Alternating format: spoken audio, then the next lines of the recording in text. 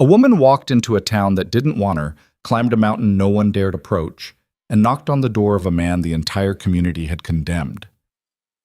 What happened next shattered everything Coldwater Bluff thought it knew about guilt, redemption, and the price of choosing love over fear. This is Clara's story. A tale of courage that defied judgment, silence that spoke louder than accusations, and two broken people who built something unbreakable from the ruins of scandal. Stay until the end. Hit that like button and drop a comment telling me what city you're watching from. I want to see how far this story travels. The stagecoach lurched to a stop in front of Millard's General Store, and Clara Whitmore stepped down into the dust of Coldwater Bluff, with nothing but a weathered trunk and a letter folded in her coat pocket.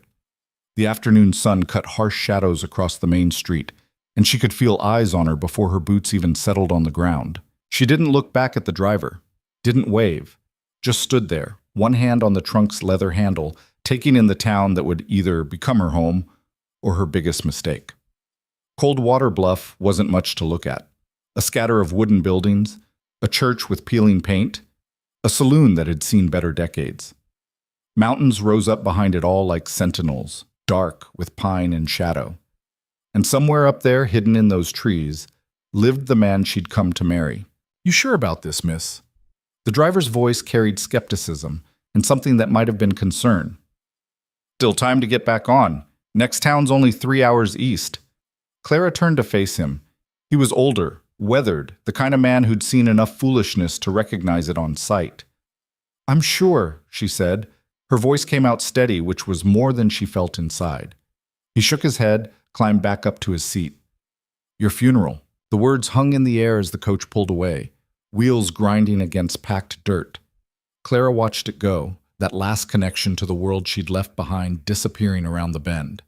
Then she picked up her trunk, heavier than it looked, and turned toward the store. The bell above the door jangled as she pushed inside. 3 men stood at the counter, mid-conversation, and all 3 went silent the moment they saw her. The clerk, a thin man with spectacles that caught the light, straightened up. "Help you with something?" "I need directions," Clara said, setting the trunk down. Her back ached from the journey. 2 days on that coach, sleeping in fits, eating hard bread and dried meat. To Rowan Hale's property. The silence that followed wasn't just quiet. It was thick, suffocating, the kind that pressed against your chest.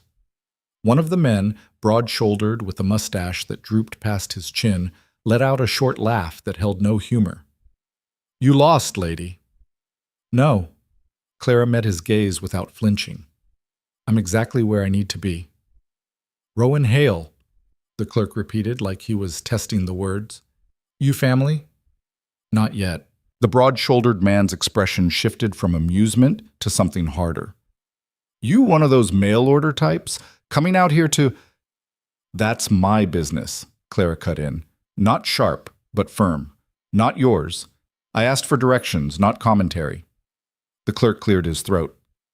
"Ma'am, I don't know what you've heard or what arrangement you think you have, but Rowan Hale isn't the kind of man—" "I know exactly what kind of man he is."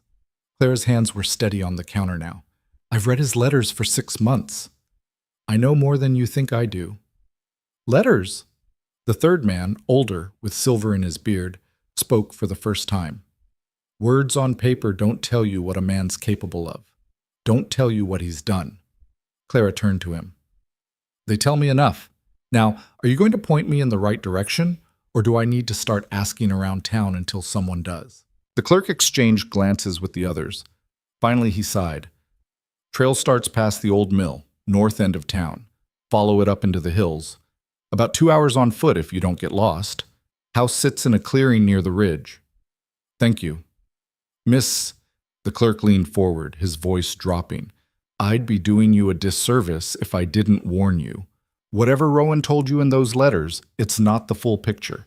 Man's got a past that ain't settled. Town's got long memories." "Then maybe," Clara said quietly, "the town should learn to forget." She picked up her trunk and walked back out into the sunlight before any of them could respond. The trail wasn't marked, but it was clear enough, packed earth where boots had walked before, branches broken back at shoulder height. Clara followed it past the mill, which stood silent and skeletal against the tree line, its wheel frozen mid-turn like time had stopped caring. The climb was harder than she'd expected. Her trunk kept catching on roots, and twice she had to stop and rest, sitting on fallen logs while her breathing steadied. The air thinned as she went higher, cooler, carrying the scent of pine and something else. Smoke, maybe, though she couldn't see any. She thought about the letters as she walked. 6 months of correspondence, started on a whim through an advertisement she'd seen in a Philadelphia newspaper. Man seeking companionship, remote location, honest work, no expectations beyond mutual respect. It had been the last line that caught her attention, the honesty of it, the lack of pretense. Rowan's first letter had been short, almost curt. He'd told her about the mountain, the isolation, the work he did cutting timber and hunting game. He hadn't mentioned why he lived alone. That came later, in the third or fourth exchange, when Clara had asked directly. There was a fire, he'd written. They said I started it. Burned down the Pritchard barn, killed 3 horses. I didn't. But proving innocence isn't the same as being believed. She'd written back asking why he stayed if the town had turned on him, because leaving would look like running. And I've done enough of that in my life. There was something in those words that resonated. Clara knew about running, knew about starting over in places that didn't ask questions. She'd been doing it since she was 16, since the day her father's debts caught up with him, and she'd found herself suddenly alone in a city that chewed up girls like her and spit them out, forgotten. She'd worked in factories, in kitchens, in boarding houses where the walls were thin and the pay was thinner. She'd saved every penny she could, kept her head down, learned how to be invisible. But invisibility got exhausting after a while. And then she'd seen that advertisement, and something in her chest had pulled tight with recognition. Maybe I'm tired of running too, she'd thought. So here she was, climbing a mountain to meet a man the world had decided wasn't worth knowing. The trees thinned as she reached higher ground, and suddenly the clearing opened up in front of her like a held breath released. The house wasn't much. Single-story, rough-hewn logs chinked with mud and moss. A stone chimney rose from one end, thin smoke curling from it into the gray sky. There was a shed off to the side, tools leaning against it, and a woodpile stacked neat and high. Everything about the place spoke of function, of survival stripped down to its essentials. And standing in front of the house, axe in hand, was Rowan Hale. He didn't move as Clara approached, just stood there, watching her with an expression she couldn't quite read. He was taller than she'd imagined, broad across the shoulders, with dark hair that fell past his collar, and a beard that hadn't seen a razor in months. His clothes were worn, but clean. Flannel shirt, canvas pants, boots that had walked 1,000 miles. But it was his eyes that stopped her. Dark, guarded, carrying a weight that letters could never fully convey. Clara. Her name came out flat, not quite a question. Rowan. She set the trunk down, her arms grateful for the relief. I made it. Shouldn't have. The words landed hard, but Clara didn't flinch. You wrote me. Told me how to find you. I also told you to reconsider. He leaned the axe against the chopping block, wiped his hands on his pants. Multiple times. And I told you I'd made up my mind. Rowan exhaled through his nose, a sound caught between frustration and something else. He looked past her, toward the trail she'd climbed. Anyone see you come up? The men in the store. They weren't thrilled about giving directions. I bet. He turned back to her, and for the first time she saw something crack in that guarded expression. Uncertainty, maybe. Or fear. You don't know what you're walking into. Then tell me. I did. In the letters. You told me facts, Clara said. You told me about a fear and an accusation and a town that wouldn't listen. You didn't tell me what it cost you. Rowan's jaw tightened. What it cost me is my business. Not if you're asking me to stay here.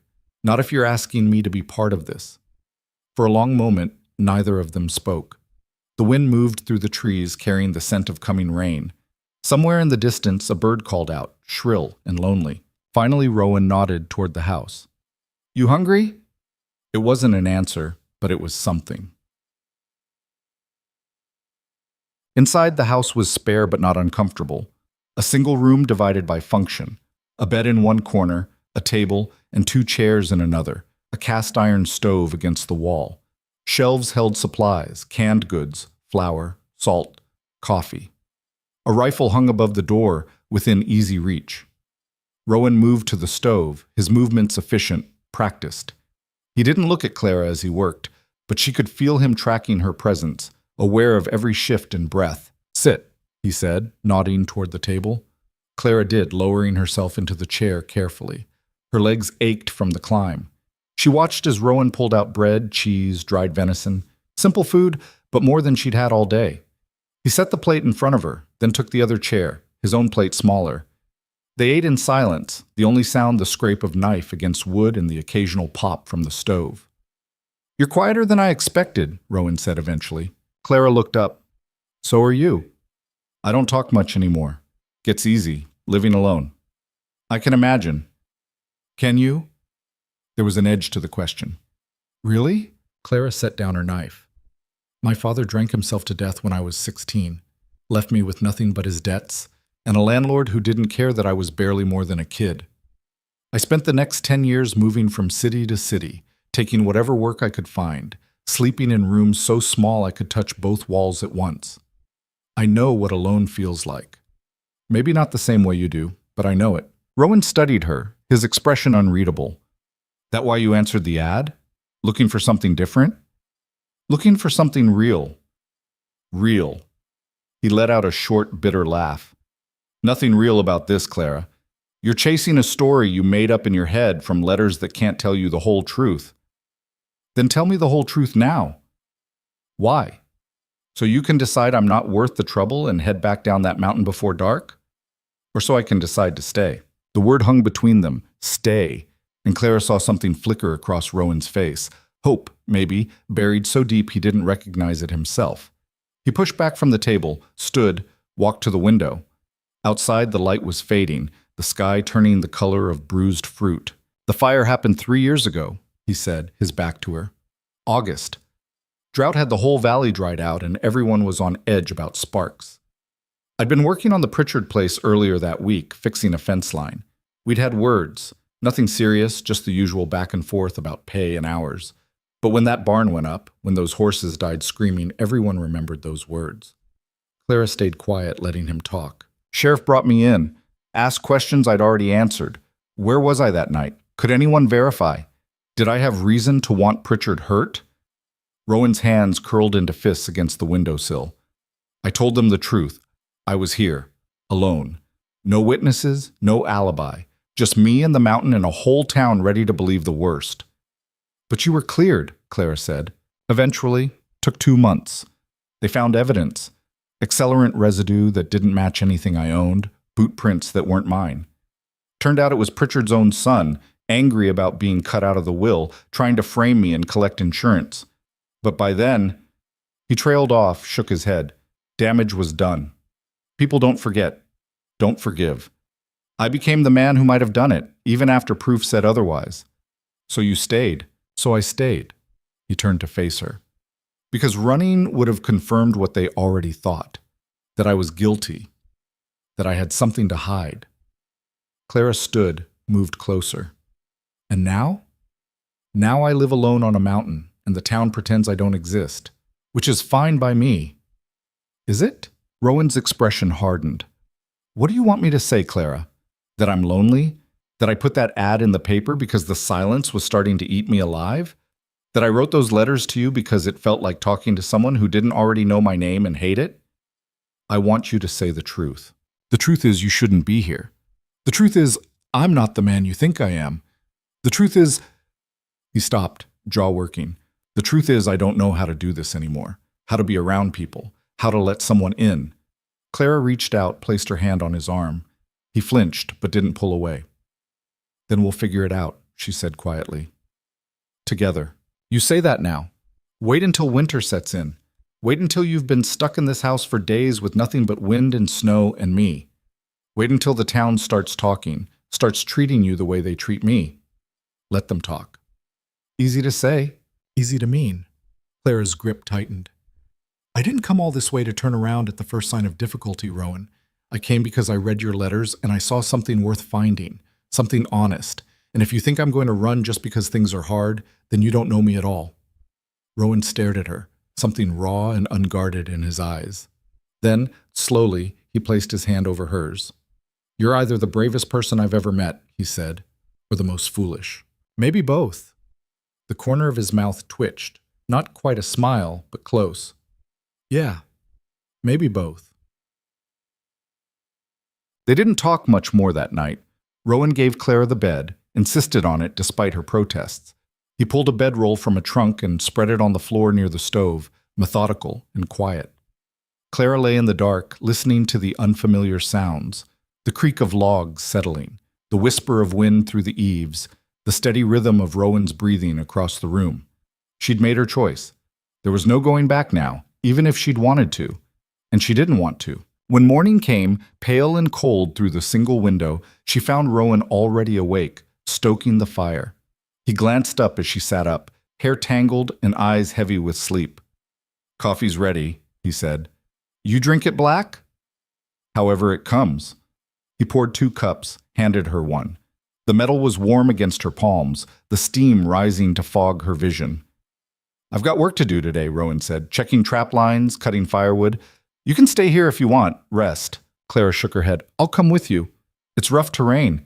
I made it up the mountain, didn't I?" He studied her for a moment, then nodded.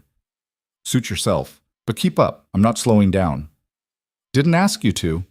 They set out after a quick breakfast. More bread, some jam Clara hadn't noticed the night before. The morning air bit sharp and clean, and Clara could see her breath clouding in front of her as they walked. Rowan led them through the trees, moving with the ease of someone who knew every root and stone by heart.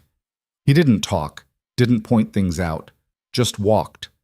Clara followed, her boots finding purchase on uncertain ground, her eyes adjusting to the filtered light through the canopy. The first trap was empty. So was the second. At the third, they found a rabbit, already stiff with cold. Rowan reset the trap with quick practice movements, his hands steady even in the chill. "You eat rabbit?" he asked, holding it up. "I'll eat whatever you cook." "Good, because that's mostly what we've got up here. Rabbit, venison, whatever's in season." They kept moving. Clara's legs burned with the effort of keeping pace, but she didn't complain, didn't ask to stop. She watched Rowan instead, the way he moved, the way he scanned the forest with sharp, careful eyes. This was his world. This was where he made sense. By midday, they'd checked all the traps and cut enough wood to fill the sled Rowan had brought. He loaded it methodically, stacking the logs with precision. "You're stronger than you look," he said, glancing at Clara. "I've worked hard jobs." "I'm starting to believe that." They dragged the sled back together, the runners hissing against dirt and needles. Clara's arms shook with the effort, but she gritted her teeth and pulled. When they reached the house, Rowan stopped, turned to her. "You didn't have to prove anything today." "Wasn't trying to prove anything, just trying to help." "Well?" He looked away, something almost like embarrassment crossing his face. "You did. So, thanks." It wasn't much, but coming from Rowan, it felt like a lot. Well, days turned into weeks. Clara fell into the rhythm of the mountain, waking early, working hard, sleeping deep. She learned which plants Rowan harvested for tea, which wood burned hottest, how to skin a rabbit without wasting meat. She learned the silence, too, the way it could be comfortable instead of oppressive. And slowly, Rowan began to open. Not all at once, not in grand gestures or long confessions, but in small moments. A comment about the weather, a story about a deer he'd seen once, a question about her life before. They cooked together, ate together, worked together. And somewhere in all that, the walls started to come down. One evening, as they sat by the fire, Rowan asked, "You ever regret coming here?" Clara looked up from the socks she was mending. "No. You? Regret writing those letters?" "Sometimes." He poked at the fire with a stick, sending up sparks. "But then you do something stubborn, and I remember why I did it." "Stubborn?" "You walked up a mountain with a trunk full of your whole life. You didn't know me. Didn't know if I'd even let you in the door. That's not brave, Clara. That's stubborn as hell." She smiled. "I'll take that as a compliment." "It is." They lapsed into comfortable quiet, the fire crackling between them. "Can I ask you something?" Clara said eventually. "Depends on the question." "Why didn't you leave? After everything. Why stay here where people hate you?" Rowan was quiet for a long time, then, "Because if I left, they'd win. They'd get to write the story, say I ran because I was guilty, and I'm not giving them that. I'm not giving them me. Clara nodded slowly. I understand that. Do you? My whole life, people have told me who I was supposed to be. Quiet, grateful, small, and I spent years trying to fit into that space. But it never felt right. Coming here, she met his eyes. This is the first time I felt like I could be something other than what people expected. Rowan's expression softened. Yeah, I get that. Outside, the wind picked up, rattling the shutters. Winter was coming. Clara could feel it in the air, in the way the cold settled deeper each night. Storm's rolling in, Rowan said, reading the wind like a language. Could be a rough one. We ready for it? We will be. We. The word settled warm in Claire's chest. They spent the next day securing everything, stacking more wood, checking the roof for weak spots, bringing in extra supplies from the shed. By evening, the first flakes were falling, fat and slow. Clara stood in the doorway, watching the snow blanket the clearing. Behind her, Rowan moved about the house, lighting lamps, stoking the fire. First snow, she said. Won't be the last. No. She turned to look at him. But it's still something. Rowan met her gaze, and for a moment something passed between them. An understanding, a recognition. They were in this together now. Whatever came next, they'd face it side by side. The storm lasted 3 days. 3 days of wind howling through the trees, of snow piling high against the door, of being trapped inside with nothing but each other for company. And it was fine. Better than fine, actually. They talked more in those 3 days than they had in the previous weeks combined. Rowan told her about his childhood, about a mother who'd died young and a father who'd taught him to hunt and fish and survive. Clara told him about Philadelphia, about the boarding house and the factory work, and the night she'd decided she was done being invisible. They played cards with a worn deck Rowan produced from somewhere. They read aloud from the few books he had. They cooked elaborate meals just to pass the time, experimenting with spices and combinations that sometimes worked and sometimes didn't. And when the storm finally broke, when the sun came out hard and bright against all that white, they stood together in the doorway, surveying the changed landscape. Beautiful, Clara murmured. Rowan glanced at her. Yeah, it is. But he wasn't looking at the snow. Winter deepened. The town below seemed to forget the mountain existed, which suited both of them fine. They had everything they needed: food, warmth, each other. Clara had stopped thinking about the letters, about the distance between words on paper and the reality of shared space. This was real now, all of it. She noticed things about Rowan she couldn't have known from writing. The way he always checked the door twice before bed. The way he tensed when unexpected sounds came from the forest. The way he sometimes woke in the night, breathing hard, like he'd been running from something in his dreams. One night, she woke to find him sitting at the table, head in his hands. Rowan? He looked up, and even in the dim light she could see the exhaustion in his face. Sorry. Didn't mean to wake you. You didn't. Clara got up, wrapped a blanket around her shoulders, joined him at the table. What's wrong? Nothing. Everything. I don't know. He rubbed his face. Sometimes I forget, forget what happened, forget why I'm up here, and then I remember, and it's like it happened yesterday. The fire? The fire. The accusations. The way people looked at me. Like I was something dirty, something dangerous. His voice cracked. I can't get it out of my head, can't stop seeing their faces. Clara reached across the table, took his hand. You're not there anymore. Aren't I? I'm still on this mountain because of them, still hiding because they decided I was guilty. You're not hiding, you're surviving. What's the difference? The difference, Clara said firmly, is that hiding means you're afraid. Surviving means you're fighting, and you've been fighting every day since it happened. Rowan looked at her, something desperate in his eyes. I don't know how much longer I can keep fighting. Then let me help. That's why I'm here. You shouldn't have to. I want to. Clara squeezed his hand. You've been carrying this alone for 3 years. You don't have to anymore. For a long moment, Rowan didn't move. Then slowly, he turned his hand over, laced his fingers through hers. I'm not good at this, he said quietly. Letting people in. I know. I might mess it up. Probably. And you're still here. I'm still here. Rowan exhaled, something in his shoulders loosening. Okay. Okay. They sat like that until the first light crept through the window, hands clasped, silent but together. Spring came slowly to the mountain. The snow melted in patches, revealing brown earth and the stubborn green of new growth. Clara watched it happen with something like hope blooming in her chest. She'd been on the mountain for 5 months now. 5 months of learning and adapting and becoming something she'd never been before. A partner, a companion, a woman who chose her own path. Rowan had changed too. Not in obvious ways, but in small ones. He smiled more, talked more, let her see the parts of himself he'd kept buried. One afternoon, as they worked in the garden plot they'd started clearing, he said, "I've been thinking."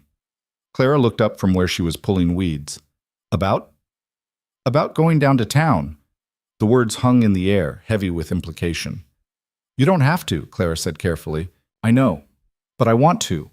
Or, I want to. Does that make sense?" "Yeah, it does." Rowan sat back on his heels, dirt on his hands, sun on his face.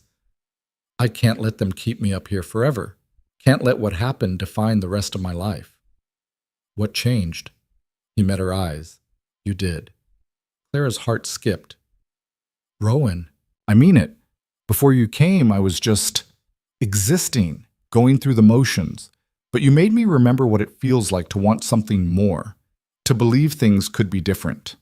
He paused. "I want to try. Don't know if I can do it, but I want to try." Clara stood, brushed off her hands, moved closer. "Then we'll try together." "You'd come with me?" "Where else would I be?" Rowan stood too, and suddenly they were close, closer than they'd been before. Clara could see the flecks of gold in his dark eyes, the scar above his left eyebrow she'd never asked about. "Clara," he said, his voice rough. "Yeah?" "I don't know how to say this without sounding." "Then don't say it." She kissed him, simple, direct, honest. And after a moment's hesitation, Rowan kissed her back, his hands coming up to frame her face like she was something precious. When they pulled apart, both breathing harder, Rowan rested his forehead against hers. "Took you long enough," Clara murmured. A startled laugh broke from his chest. "Was waiting for the right moment. And I got tired of waiting." They stood like that, wrapped in each other, the garden forgotten around them. Otium. The decision to go to town wasn't made lightly. They discussed it over several days, weighing risks and benefits. What they would say. How they would act. Whether it was worth the potential cost. In the end, Clara made the argument that decided it. "You can't build a life in fear," she said, "and that's what this is. Fear dressed up as caution. You want to move forward, then you have to stop letting them hold you back." So they went. The trail down felt different than it had going up. Clara walked beside Rowan this time, not behind him. They didn't talk much, but their hands brushed occasionally, a reminder of shared purpose. When they emerged at the edge of town, Clara saw Rowan's shoulders tense, his jaw set. "Hey," she said quietly. "You're not alone." He nodded, didn't speak, but his hand found hers and held on tight. They walked down the main street together. It was market day, and people crowded the square, farmers selling produce, women buying cloth, children running between stalls. The first person to see them was Mrs. Chen, who ran the fabric shop. Her eyes went wide, and she said something to the woman next to her. Like a ripple spreading across water, the news passed from person to person. Rowan Hale was back. Conversations died. People stopped and stared. Some with curiosity, some with hostility, some with something that might have been shame. Rowan kept walking, his face a mask. Clara matched his stride, her chin up, refusing to shrink under the weight of all those eyes. They made it to Millard's general store before anyone actually spoke. The clerk, the same thin man with spectacles, came around the counter, his expression complicated. "Rowan," he said. "Henry," Rowan's voice was flat. "We need supplies." "Sure, of course." Henry glanced at Clara. "Miss Whitmore, you're still... You stayed." "I did." "Right. Well," he cleared his throat. "What can I get you?" They gave him a list: flour, sugar, salt, coffee, basic staples. Henry gathered everything with nervous efficiency, clearly uncomfortable but trying. As he tallied the cost, the door opened behind them. Clara turned to see a man in his 60s, silver-haired, wearing a star on his vest. The sheriff. "Rowan," he said. Not friendly, but not hostile either. "Been a while?" "Sheriff Dalton." "Heard you were living up on the ridge still." "You heard right." Dalton's eyes moved to Clara. "And you are?" "Clara Whitmore." "She's with me," Rowan said, an edge to the words. "Figured as much." Dalton hooked his thumbs in his belt. "People are talking. People always talk." "True enough." The sheriff paused. "Look, I know there's bad blood. Know what happened wasn't fair to you, but you coming back like this, walking around town, it's going to stir things up." "I'm not here to stir anything," Rowan said. "I'm here to buy supplies and leave." "That all?" Rowan's jaw tightened. "What do you want me to say, Sheriff? That I'll keep hiding on that mountain so the good people of Coldwater Bluff don't have to feel uncomfortable? That I'll stay invisible so everyone can keep pretending they didn't destroy my life over a lie? That's not—" "It is exactly that."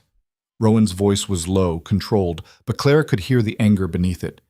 "You cleared me, Sheriff, found the real culprit. But that didn't fix what was broken, didn't give me back what I lost. So don't stand there and tell me I'm the problem for showing my face." Dalton had the grace to look uncomfortable. "You're right. I'm sorry. What happened to you?" He shook his head. It wasn't justice. Not the kind that matters. The admission hung in the air, surprising in its honesty. "Doesn't change anything," Rowan said. "No, but maybe it's a start." They left the store with their supplies, the sheriff's words following them out into the sunlight. Clara could feel the town watching, judging, speculating, but she kept her head high and her hand in Rowan's. They were halfway to the trail when a voice called out, "Hail!" Both of them stopped. A man was approaching, younger, maybe 30, with blonde hair and a nervous energy. "Jacob Pritchard," Rowan said quietly. "The son, the one who'd actually started the fire." "I need to talk to you," Jacob said, stopping a few feet away. "We've got nothing to say. Please, just 5 minutes." Rowan looked at Clara, who nodded slightly. They didn't have to do this, but maybe they should. 5 minutes, Rowan said. Jacob glanced around, clearly aware of the attention they were drawing. "Not here. Can we—" "There's an alley behind the mercantile." They followed him, Clara's instincts on alert. But when they reached the relative privacy of the narrow space between buildings, Jacob just stood there, hands shaking. "I'm sorry," he said. "I know that doesn't mean anything. I know I can't take back what I did, but I need you to hear it. I'm sorry." Rowan's expression was unreadable. "You're sorry. I was angry. At my father, at the world, at everything.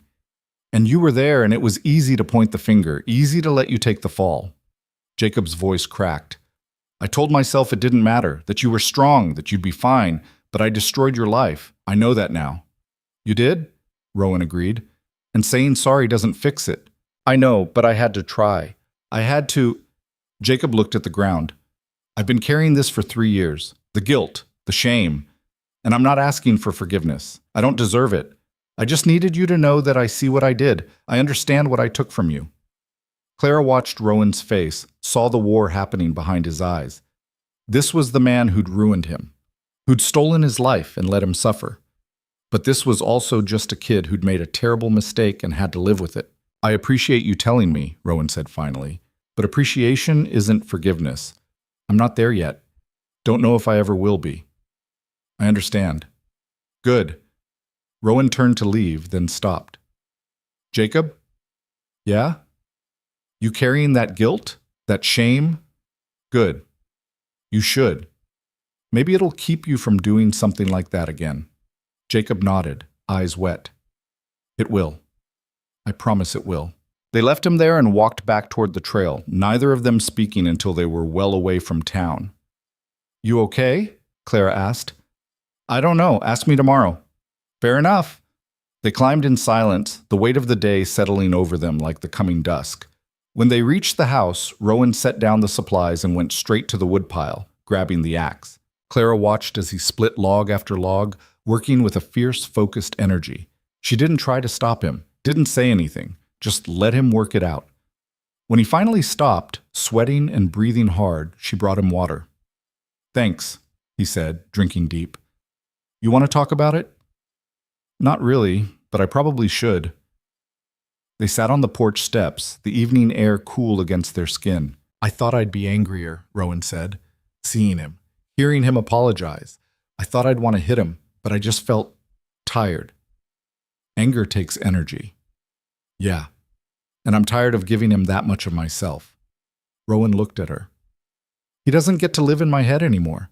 Doesn't get to define who I am." "No," Clara agreed. "He doesn't. It's strange. I came up here to hide from them. And you came up here to find me. And now we're figuring out what comes next. Together. Together." Rowan took her hand, pressed it to his lips. "I love you. I should have said it before.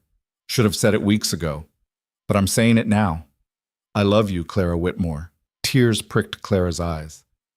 "I love you too." They sat like that as the sun set, as the stars came out, as the mountain settled into its ancient rhythms around them. The past wasn't gone.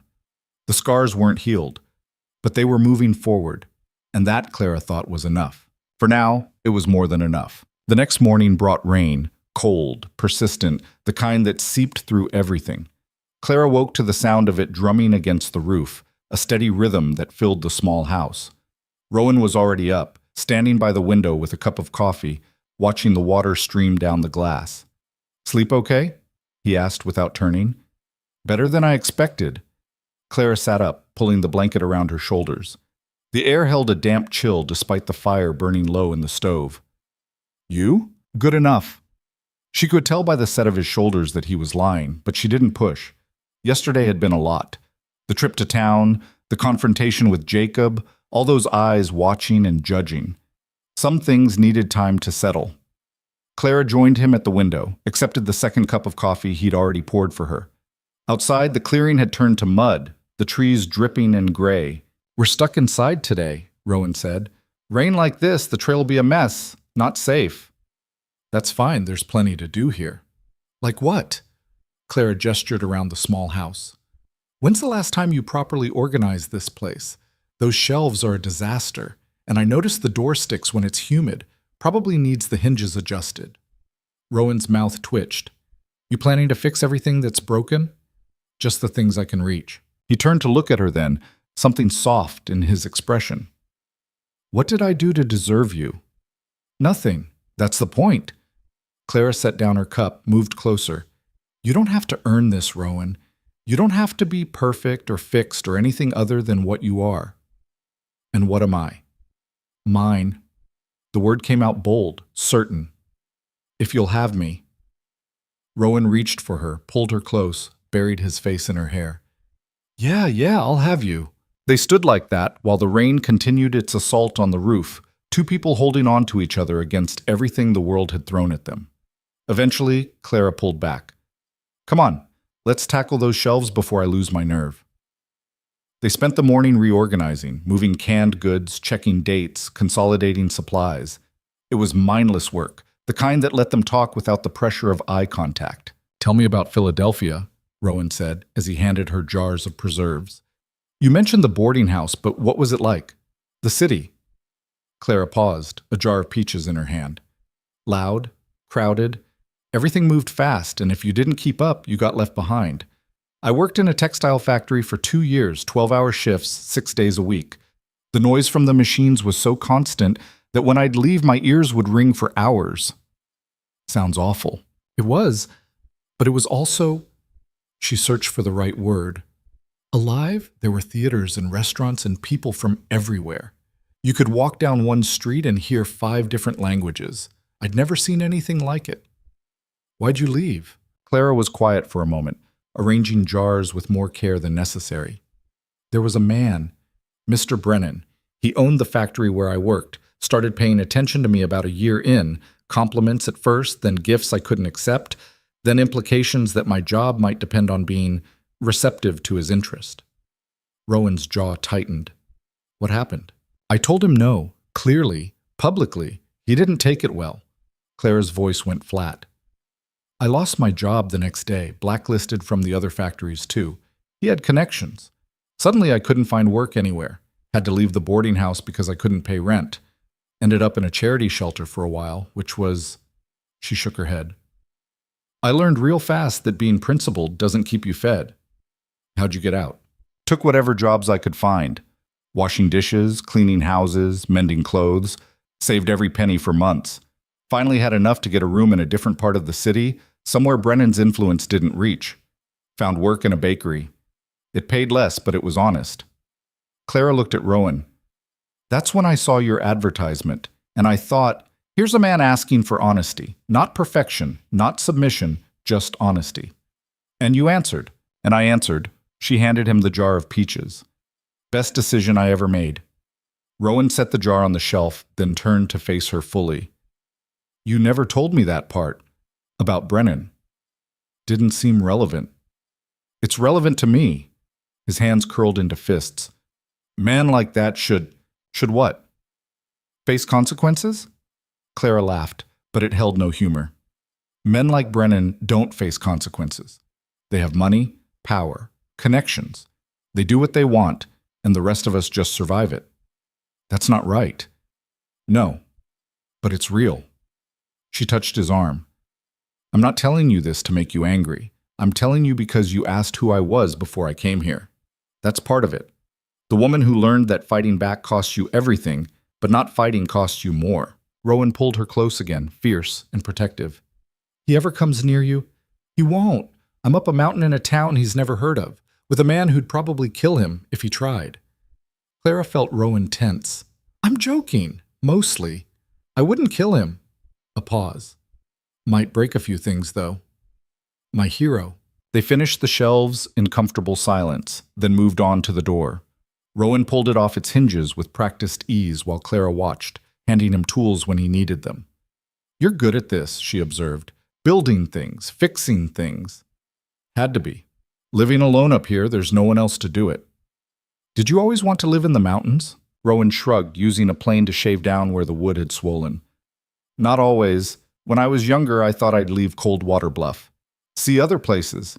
Maybe become a carpenter, work in one of the bigger towns. He tested the door, shaved a bit more. But then my father got sick. Someone had to run his trap lines, maintain the property he had up here. By the time he passed, I was already settled into the routine. You miss him? Every day. Rowan's voice went rough. He was a hard man. Didn't say much, didn't show affection easy, but he was fair. Taught me everything I know about surviving, about being self-sufficient. Sounds like a good father. He was. Not perfect, but good. Rowan fitted the door back into place, tested the swing. Smooth now, no sticking. There. That should hold. Clara admired his work. What would he think? About all this? About me? He'd like you. Probably tell me I was punching above my weight. You are. Rowan shot her a look. Getting cocky, aren't you? Just honest. You said you wanted honesty. Careful what you wish for, right? They made lunch together. Soup from vegetables Clara had stored, bread Rowan had baked 2 days ago. The rain continued outside, relentless, turning the world beyond the windows into watercolor blurs. Can I ask you something? Clara said as they ate. Seems to be the theme today. When you wrote that first letter, the one answering my response to the advertisement, what made you actually send it? You could have just written it and thrown it away. Rowan considered this, spooning soup slowly. I almost did. Wrote 3 different versions, actually. First one was too formal, like a business transaction. Second one was too desperate, I guess. Made me sound pathetic. And the third? The third was honest. Said I lived on a mountain. Said I'd been accused of something I didn't do. Said I wasn't looking for pity or rescue, just someone who might understand what it meant to choose a hard path. He met her eyes. I figured if that scared you off, better to know early. It didn't scare me. It made me want to know more. Why? Clara set down her spoon. Because everyone else was advertising for perfect wives. Women who could cook and clean and keep quiet. Women who'd be grateful for any man who'd have them. And here you were, basically saying, my life is difficult and isolated and possibly dangerous, and I'm not going to lie about that. It was refreshing. Most people would call it stupid. Most people are afraid of the truth. And you're not? I'm terrified of it. But I'd rather be terrified and honest than comfortable and lying. Rowan reached across the table, took her hand. We're quite a pair, aren't we? Yeah, we really are. The afternoon stretched long and gray. They read, Clara working through a collection of essays Rowan had, him tackling a manual on advanced carpentry. The fire crackled, the rain drummed. It was peaceful in a way Clara had never experienced before, this quiet domesticity. Around dinner time, Rowan stood and stretched, his back popping. I need to check on something in the shed. You okay here? I'll start on dinner. He pulled on his coat, darted out into the rain. Clara watched through the window as he disappeared into the shed, then turned to the task of preparing their meal. She was chopping carrots when the first crack of thunder rolled across the mountain, then another, closer. The rain intensified, going from steady to violent in seconds. Clara moved to the window, worried. Lightning flashed, illuminating the clearing in stark white. She couldn't see the shed clearly through the downpour. Minutes passed. 5. 10. The storm showed no signs of letting up. Just as Clara was debating whether to go check on him, the door burst open. Rowan stumbled in, soaked through, something large and dark draped over his shoulders. Help me, he said, and Clara realized what he was carrying. A dog. Massive, black and brown, barely conscious. What? Where did... Found him collapsed near the shed. Think he's been out there a while. Rowan laid the animal carefully on the floor near the fire. Get me towels, and that old blanket from the chest. Clara moved fast, grabbing what he needed. Up close, she could see the dog was in bad shape. Ribs showing, fur matted with mud and blood, one ear torn. Is he dying? She asked. Not if I can help it. Rowan's hands moved over the dog with surprising gentleness, checking for injuries. Looks like he got in a fight, maybe with a bear, based on these claw marks. Lost, probably. Been wandering. Can we save him? Don't know yet. Rowan found a gash along the dog's side, deep but not fatal. Get me the medical kit. Top shelf, left side. Clara retrieved it. A battered tin box filled with bandages, thread, alcohol. Rowan cleaned the wound, working with steady precision while the dog whimpered but didn't fight. Easy, boy, Rowan murmured. Easy. You're safe now. Clara helped where she could, holding the dog's head, keeping him still. The animal's eyes found hers, dark, intelligent, filled with pain, and something that might have been trust. You're going to be okay, she told him. We've got you. It took over an hour to tend all the injuries, clean the matted fur, get the dog warm and dry. By the time they finished, both Clara and Rowan were exhausted, covered in mud and blood. The dog lay by the fire, wrapped in the blanket, breathing steadily. Not out of danger yet, but stable. Will he make it through the night? Clara asked. Maybe. He's strong. Fought hard to get this far. Rowan washed his hands in the basin, scrubbing at the blood. We'll take turns watching him. Make sure he doesn't take a bad turn. You're good at this. Had to patch myself up enough times. Animals aren't that different. They ate a late dinner, both of them keeping an eye on their unexpected guest. The dog slept, his breathing evening out as the warmth and care worked their magic. What if he belongs to someone? Clara asked. No collar, no brands, and he's too wild to be from town. I'd recognize him. Rowan glanced at the animal. More likely he's been living rough for a while. Some dogs go feral, can't handle being around people. Others just get lost and never find their way back. But he came to you. Came to shelter. Probably smelled the smoke, knew fire meant people, took a chance. Clara looked at the dog, then at Rowan. We should keep him. Clara, I'm serious. Look at him. He needs us. And maybe, she hesitated, maybe we need him too. Rowan was quiet for a long moment. A dog's a responsibility. Food, care, training can't just decide on a whim. This isn't a whim. This is recognizing when something's meant to be. You believe in that? Meant to be? I believe in second chances. I believe in taking in strays. Clara smiled. After all, you took me in. That's different. Is it? Rowan looked at the dog again, something softening in his face. If he makes it through the night, we'll see. One step at a time. Fair enough. Clara took the first watch, sitting by the fire with a book she didn't really read. The dog stirred occasionally, whimpering in his sleep. Each time Clara reached out, stroked his head gently, whispered reassurances. Around midnight, Rowan emerged from where he'd been dozing on the bed. "I'll take over. You need rest." "I'm okay." "Clara?" She relented, too tired to argue. Rowan took her spot, and she crawled into bed still wearing most of her clothes, too exhausted to change properly.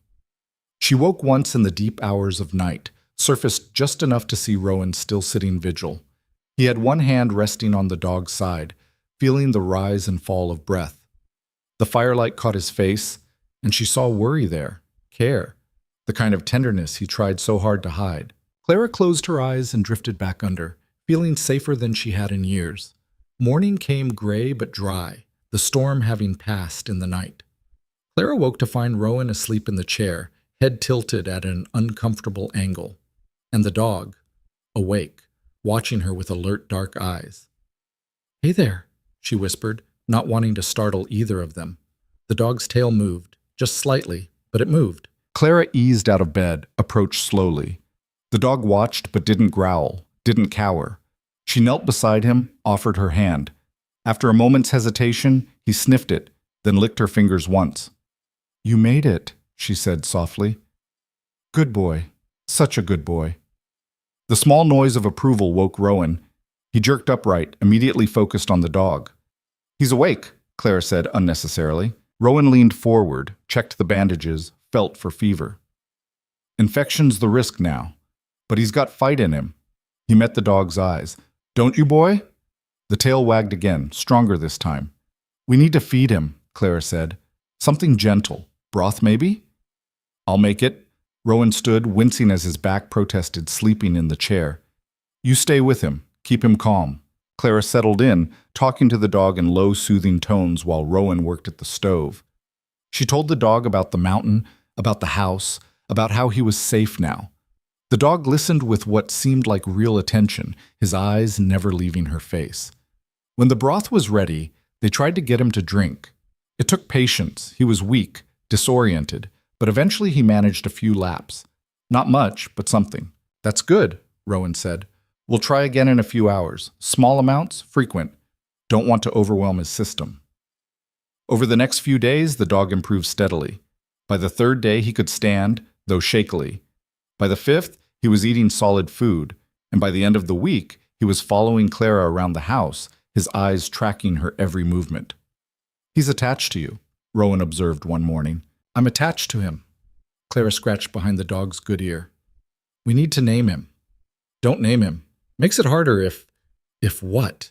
If we have to let him go?" Clara shook her head. "He's not going anywhere, and neither are we, so he needs a name." Rowan sighed, but she could see him wavering. "What do you want to call him?" Clara studied the dog. Big, dark, strong, despite his ordeal. "Bear, because he survived one, and he's tough as one." "Bear!" Rowan tried it out. The dog's ears perked up. "Huh, he likes it. Then it's settled. Bear!" The dog, Bear now, wagged his tail and pressed against Clara's leg, nearly knocking her over. She laughed, ruffling his fur, and caught Rowan watching them with an expression she couldn't quite name. "What?" she asked. "Nothing. Just, you're good with him." "He's easy to be good with. Still." Rowan moved closer, dropped a kiss on top of her head. "You've got a gift for finding broken things and making them whole. Takes one to know one." Bear barked, his first real bark since arriving, and they both startled, then laughed. The sound filled the small house, pushing back against years of silence. Life settled into new rhythms. Bear's presence changed things in small but significant ways. There was someone else to care for, to consider, to include in their daily routines. Rowan built him a bed near the fire. Clara made sure he ate regularly, monitored his healing. They took him on short walks, gradually building his strength. And Bear, for his part, seemed to understand he'd been given a second chance. He was gentle with Clara, playful with Rowan, fiercely protective of them both. When strangers approached, rare, but it happened, Bear would position himself between them and his people, not aggressive, but watchful. "He's a good judge of character," Rowan said after a traveling merchant had come asking for directions and Bear had growled low in his throat the entire time. You think the merchant was bad news? I think Bear thought so. And I trust his instincts.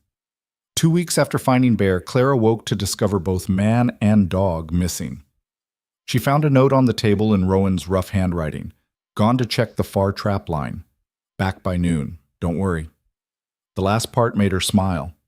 Of course she'd worry. That was half of loving someone, carrying them with you even when they weren't there. She used the alone time to work on a project she'd been planning.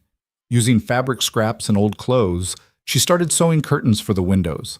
The house could use more color, more softness, more signs that it was a home, not just a shelter. She was measuring the second window when she heard voices outside. Not Rowan. These were unfamiliar, multiple people. Clara moved to the door, opened it cautiously.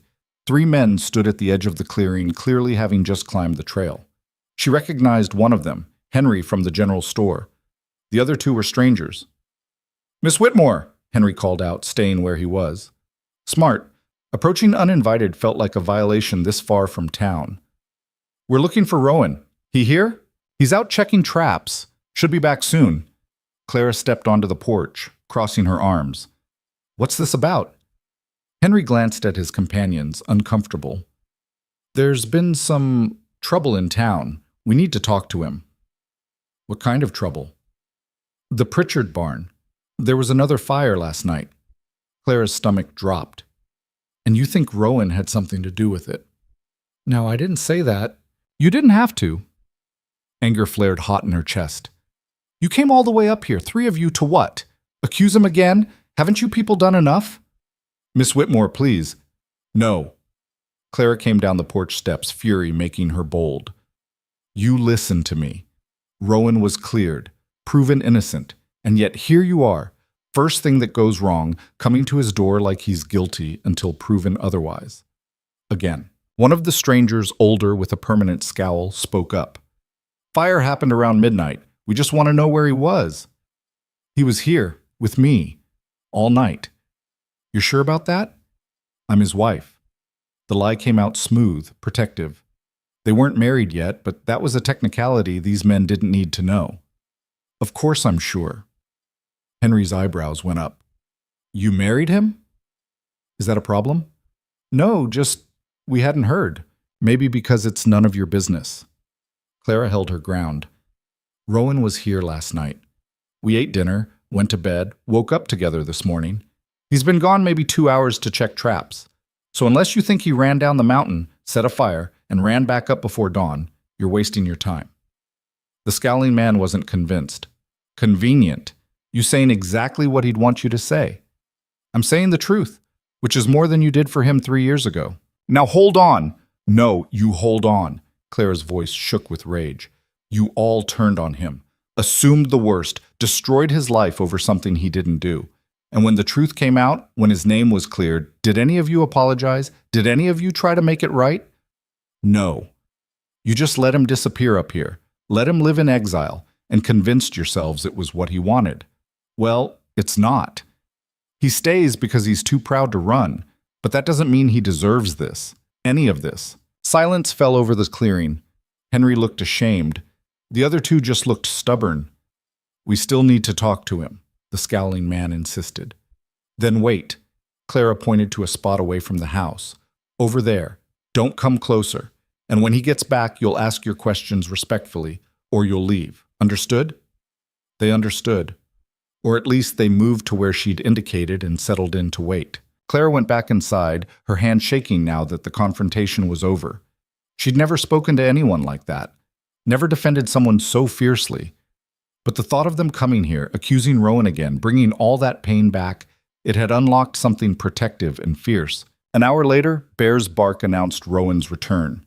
Clara watched through the window as he emerged from the tree line, Rabbit slung over his shoulder, Bear trotting at his side. She saw the moment he spotted the 3 men, saw him stop, his whole body going tense. Clara hurried outside. "Rowan." He looked at her, and she saw fear there beneath the anger. Not fear of the men, but fear of what they represented, of history repeating. "What's going on?" he asked quietly. "Another fire at the Pritchard place last night. They came to ask where you were." His face went carefully blank. And you told them? I told them you were here, with me, all night. Something flickered in his eyes. Gratitude, relief, love. Then he turned to face the three men who were approaching now. Rowan, Henry started, we need to... I was here, Rowan cut him off.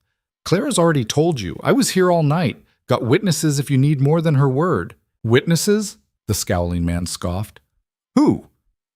Rowan gestured to Bear, who'd positioned himself between his people and the strangers, hackles slightly raised. He was awake most of the night, healing still. I sat with him. Clara can confirm. A dog's not a witness. Maybe not. But Clara is. And if you're calling her a liar, we're done talking. Henry held up his hands. Nobody's calling anyone a liar, Rowan. We just had to check. With your history, my history of being falsely accused and proven innocent, Rowan's voice was cold. That history? It's just people talk. When something happens, your name comes up. Then people need to learn to shut their mouths. Clara stepped up beside Rowan, shoulder to shoulder. Unless you have actual evidence, unless you have any real reason to be here beyond gossip and old prejudice, I suggest you leave. The scowling man bristled. You can't. This is private property, Rowan said flatly, and you're not welcome on it. So, yeah, leave. Henry looked between them, seemed to make a decision. All right, we'll go. But Rowan, this is going to keep happening unless whoever's really doing it gets caught. You understand that, right? I understand you've got a problem in town that's not my responsibility to solve. Fair enough. Henry turned to his companions. Come on. We're done here. They left, disappearing back down the trail. Rowan and Clara stood together until they were sure the men were truly gone. Then Rowan turned to her. You called yourself my wife. I did. We're not married yet. Not officially. He pulled her close, fierce and sudden. Thank you for standing up for me, for sending them away. I'd do it again. I'd do it 100 times. I know. That's what scares me. Clara pulled back to look at him. What do you mean? You shouldn't have to defend me. Shouldn't have to lie for me. I didn't lie. You were here. You know what I mean. You're getting dragged into my mess, my past. It's not fair to you. Life isn't fair, Clara said simply. But I choose this. I choose you. And if that means dealing with small-minded people who can't let go of old accusations, then that's what I'll do. Rowan's jaw tightened. There's going to be more. More fires, more suspicion, more people coming up here. Then we'll handle it. Together. Clara, no. She took his face in her hands, made him look at her. You don't get to push me away because you think you're protecting me. I'm here. I'm staying. And whatever comes, we face it as a team. Understand? For a long moment, he just stared at her. Then, slowly, he nodded. Okay, he said roughly. Okay. They went inside together, Bear following close.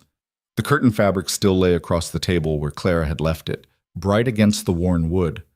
Rowan picked up a piece, rubbed it between his fingers. What's this? Curtains. I thought the place could use some. Curtains. He said it like he'd never heard the word before.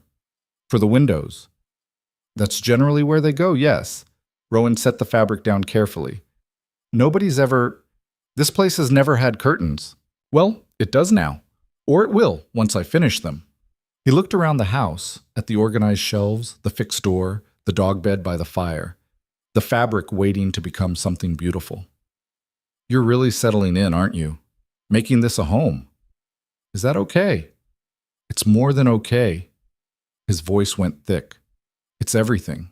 They spent the rest of the day in comfortable routine.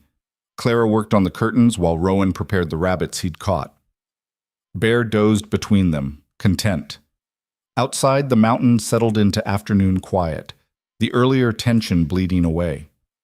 That evening, as they sat down to dinner, Rowan said, We should get married. Officially. Clara looked up from her plate. Is this a proposal? It's a statement of intent. We've been dancing around it for weeks. Might as well make it real. That's the least romantic proposal I've ever heard. You want romance? Fine. Rowan set down his fork, took her hand. Clara Whitmore, you're the most stubborn, brave, infuriating woman I've ever met. You walked up a mountain to marry a man you'd never seen.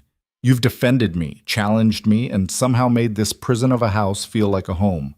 I don't have much to offer, just this place, this life, and me.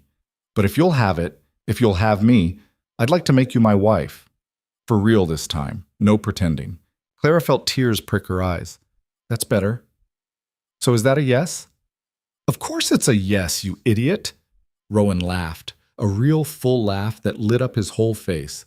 He stood, pulled her up with him, kissed her like she was air and he'd been drowning. When they finally broke apart, both breathing hard, Clara said, "When?" "Soon, before winter really sets in, before anything else can happen to stop it." "Nothing's going to stop it." "I know, but I'm not taking chances." They made plans over the next few days. It would be simple. No church, no big ceremony. Just them, the mountain, and whatever officiant they could find willing to make the climb. Henry, when they asked him during their next trip to town, looked surprised but pleased. "I know a traveling preacher, comes through once a month. Could probably convince him to make a special trip." "We'd appreciate that," Clara said. "When were you thinking?" 2 weeks. Gives us time to prepare." Henry nodded slowly. "People will talk, about you marrying him, about what it means." "Let them talk," Clara said evenly. "We're done caring what people think." Word spread through town faster than Clara expected. By the time they left the general store, she could feel eyes on them everywhere. Some curious, some disapproving, a few that might have been sympathetic. "Ignore them," Rowan muttered, hand tight on hers. "I am." But it was hard. Harder than she'd expected. These people didn't know her, didn't know them, yet they'd already decided what this marriage meant. Another mistake. Another scandal. They were almost to the trail when a woman called out, "Miss Whitmore!" Clara turned to find an older woman approaching, gray hair pulled back in a severe bun. She didn't recognize her. "Yes?" The woman stopped a respectful distance away. "I'm Margaret Chen. I run the fabric shop." "I remember. From market day. I wanted to say—" Margaret paused, choosing her words carefully. "What you're doing, marrying Rowan despite everything. It takes courage. More than most people have." Clara wasn't sure how to respond to that. Margaret continued, "My husband was accused of theft 20 years ago. He didn't do it, but the accusation stuck. Followed him until he died. I know what it's like, living under that shadow. So I wanted you to know, not everyone in this town is against you. Some of us understand." "Thank you," Clara managed. Margaret nodded, then surprised them both by addressing Rowan directly. "You deserve happiness, son. Don't let anyone tell you different." She walked away before either of them could respond, disappearing into the flow of townspeople. Rowan stood very still, his face unreadable. "That was unexpected," Clara said quietly. "Yeah." His voice was rough. It was. They walked back up the mountain in silence, both processing. Clara thought about Margaret's words, about the courage it had taken for her to approach them publicly, about the small crack in the wall of judgment that surrounded Rowan. Maybe things could change. Maybe not quickly, maybe not easily, but maybe. Back at the house, they threw themselves into wedding preparations. Rowan cleaned and organized with unusual intensity. Clara finished the curtains, hung them, then started on making herself a proper dress from fabric she'd bought in town. "You don't have to do all this," Rowan said, watching her work. "I want to. I want to look nice when we do this. You always look nice." "Sweet talker," he grinned. "I have my moments." The days passed quickly. The traveling preacher confirmed he'd come. They planned a simple meal afterward, nothing fancy, just good food and maybe some of the whiskey Rowan kept hidden in the back of a cabinet. 3 days before the wedding, Sheriff Dalton came up the mountain. Alone this time, hands visible and empty as he approached. "Rowan, Clara." "Sheriff." Rowan's voice was wary. "Something wrong?" "No, opposite, actually." Dalton pulled out a piece of paper. "We caught who's been setting the fires. Kid named Thomas Merrick. 17, got himself into some trouble gambling. Thought insurance fraud was the answer. Confessed this morning." Clara felt relief wash over her. "So it's over. The fire setting is—" "But Rowan—" Dalton looked uncomfortable. "I wanted to apologize. Properly. For coming up here with accusations. For not trusting Clara's word right off. And for—" He gestured vaguely. Everything that happened 3 years ago, the way you were treated, the way I let it happen. Rowan was very quiet. I should have fought harder for you, Dalton continued. Should have pushed back when people assumed the worst. Should have done a lot of things different. And I'm sorry, for what it's worth. It's worth something, Rowan said finally. Not everything, but something. Dalton nodded. That's fair. Anyway, I'll let you get back to your life. He started to turn, then stopped. Heard you two are getting married. Word travels fast. It's a small town. For what it's worth, congratulations. You deserve some happiness. After he left, Rowan sat on the porch steps, staring out at nothing. Clara joined him, waited. 2 apologies in 1 week, he said eventually, from people who spent 3 years pretending I didn't exist. Better late than never? Maybe. Or maybe they just feel guilty now that someone else got caught. Eases their conscience to say sorry. Clara considered this. Does it matter why they're apologizing if it's real? I don't know. Rowan rubbed his face. Part of me wants to tell them to go to hell. Part of me just wants to move on.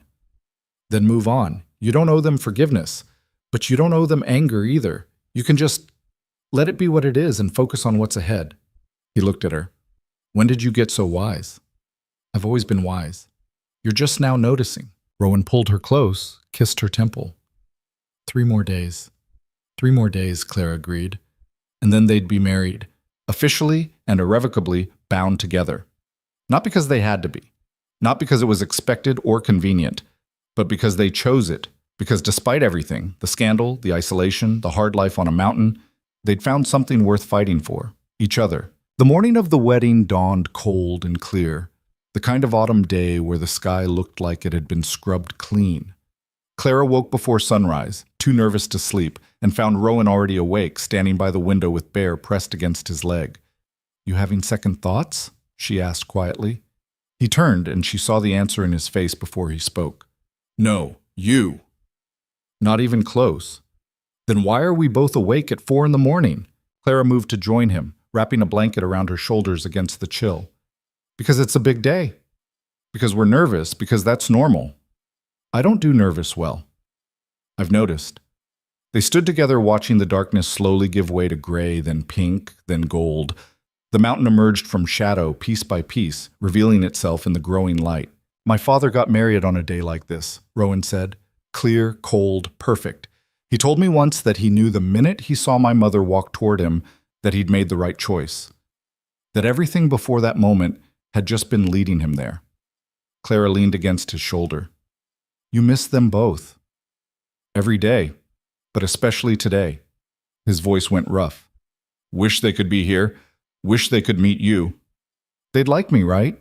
My mother would have loved you, would have told me I was lucky and didn't deserve you. A small smile. My father would have just nodded and said, she'll do, which, coming from him, was high praise. I'll take it. Rowan pulled her closer. They would have been proud of this, of us finding each other despite everything. We found each other because of everything, Clara corrected. The hard parts made us who we are. Yeah, I guess they did. They made breakfast together as the sun climbed higher. Eggs from the hens Clara had convinced Rowan to get 2 weeks ago, bread, coffee, strong enough to strip paint. Neither of them ate much. Too many nerves, too much anticipation. The preacher was due at noon.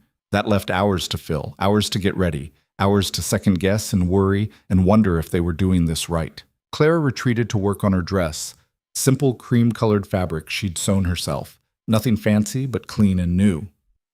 She'd never been the kind of woman who dreamed about wedding dresses, but standing in front of the small mirror Rowan had hung for her, adjusting the fit, she felt something shift in her chest. This was real. This was happening. A knock on the door frame made her turn. Rowan stood there, carefully not looking. I know it's bad luck to see the bride before the wedding, he said. But that's only the dress, right? Can I talk to you? You're already talking to me. You know what I mean, Clara smiled. Yes, you can come in. Just don't look. He entered with his eyes fixed firmly on the floor, which would have been funny if he hadn't looked so serious. I need to tell you something, before we do this, before it's official. Clara's stomach tightened. Okay. When the fire happened, when I was accused, I told you they proved I was innocent, and they did. But what I didn't tell you is how close it came. How close I came to just giving up." He still wasn't looking at her, his hands clenched at his sides. The first month after the accusation, I was so angry I could barely think straight. Angry at Pritchard, at the sheriff, at the whole damn town. But then the anger burned itself out, and what was left was just empty. I'd wake up and think, what's the point? Why keep fighting when everyone's already decided I'm guilty? Clara stayed quiet, letting him talk. I came up here to the house one night with my father's rifle, sat on the porch with it across my lap, and seriously considered whether it was worth staying alive. If maybe it would be easier to just end it, let them have their villain, be done with it all. Clara's breath caught, but she didn't interrupt. I sat there for hours, had the barrel in my mouth twice, but I couldn't do it, not because I was brave or because I had hope, because I was too stubborn to give them the satisfaction. His voice cracked, and that's what saved me. Pure stubbornness, not wanting them to win. "Rowan, I need you to know that. Need you to know that the man you're marrying isn't some hero who survived through strength of character. I'm just too pig-headed to die. And there are still days when the emptiness comes back, when I wake up and think maybe it would be easier to just not be here anymore." Clara moved to him then, dress forgotten, and took his face in her hands, made him look at her. "Listen to me," she said fiercely. "I don't want a hero. I want you, the real you, the stubborn, difficult, scarred version who's been through hell and came out the other side. You think that makes you weak? It makes you human. It makes you real. But if those days come back, if I have moments where I can't see the point, then you tell me. You don't hide it. You don't carry it alone. You tell me and we figure it out together." Her grip tightened. "You hear me? Together." Rowan closed his eyes, leaned into her touch. "I don't deserve you." "Probably not, but you're stuck with me anyway." A rough laugh escaped him. Yeah, I am. You can look now, by the way, at the dress." He opened his eyes, stepped back to take her in properly. Something in his expression softened, went tender in a way she rarely saw. "You look beautiful." "It's just a dress. It's not just anything." He reached out, touched the fabric carefully. "It's you choosing this, choosing us. That's everything." Clara kissed him, soft and sure. "Go get ready. Preacher will be here soon and you're still in your work clothes." "Yes, ma'am." He left, and Clara turned back to the mirror. Her reflection stared back. A woman she barely recognized. Stronger than she'd been 6 months ago, braver, more certain of who she was and what she wanted. She thought about Rowan's confession, about how close he'd come to giving up. Part of her was angry he'd kept that from her for so long. But a larger part understood. Some truths were too heavy to share until you were sure the person hearing them wouldn't run. She wouldn't run. Not now, not ever. By 11:30 they were both ready. Rowan had changed into his best clothes, still rough by city standards, but clean and carefully maintained.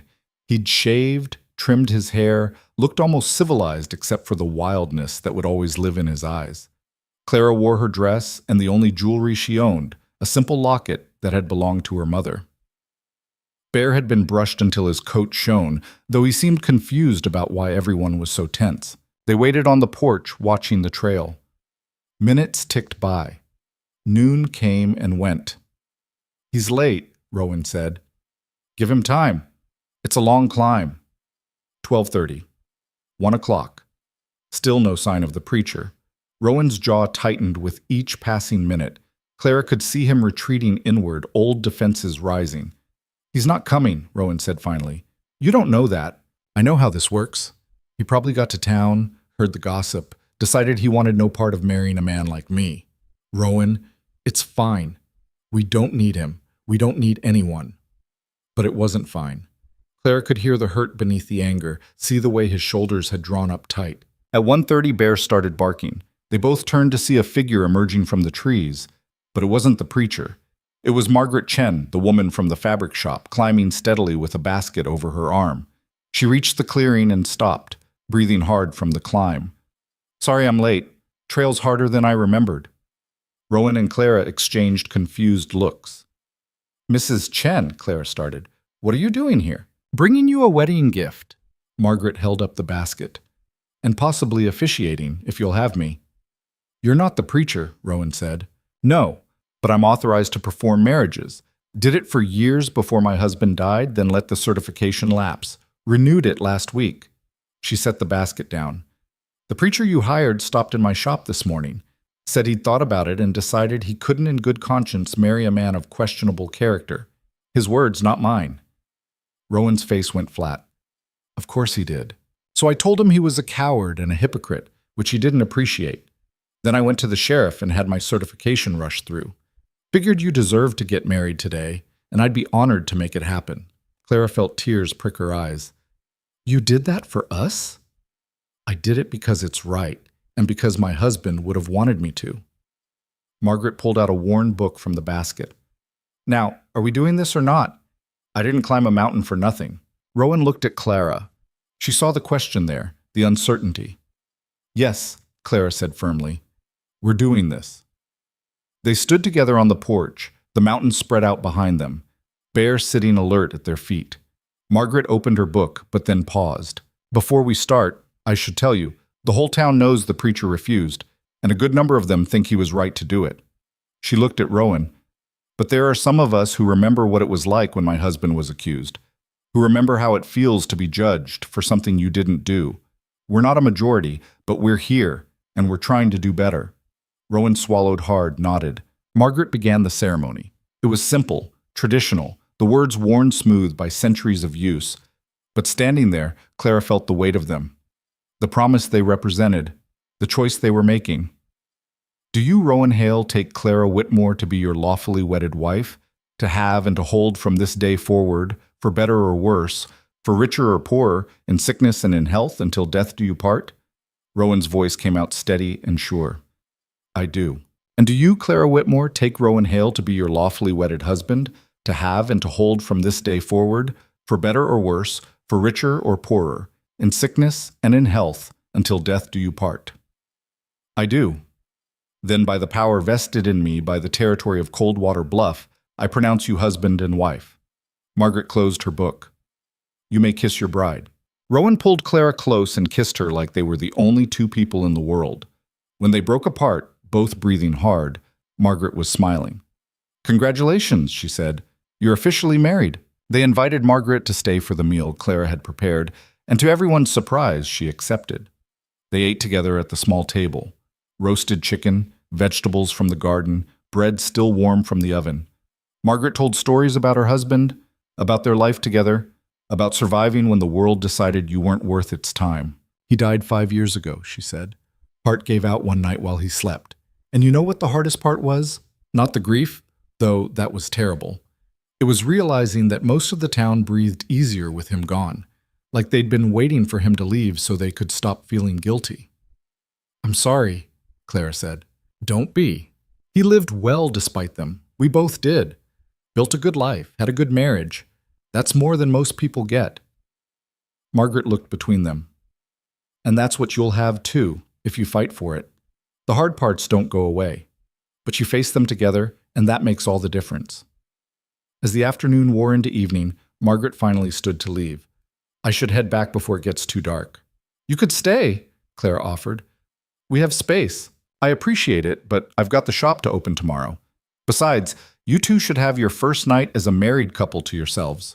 She winked, which made Rowan look uncomfortable and Clara laugh. They walked her to the edge of the clearing. Before she started down the trail, Margaret turned back. "One more thing. There's talk in town about starting a community council. Something to address grievances, handle conflicts before they get out of hand.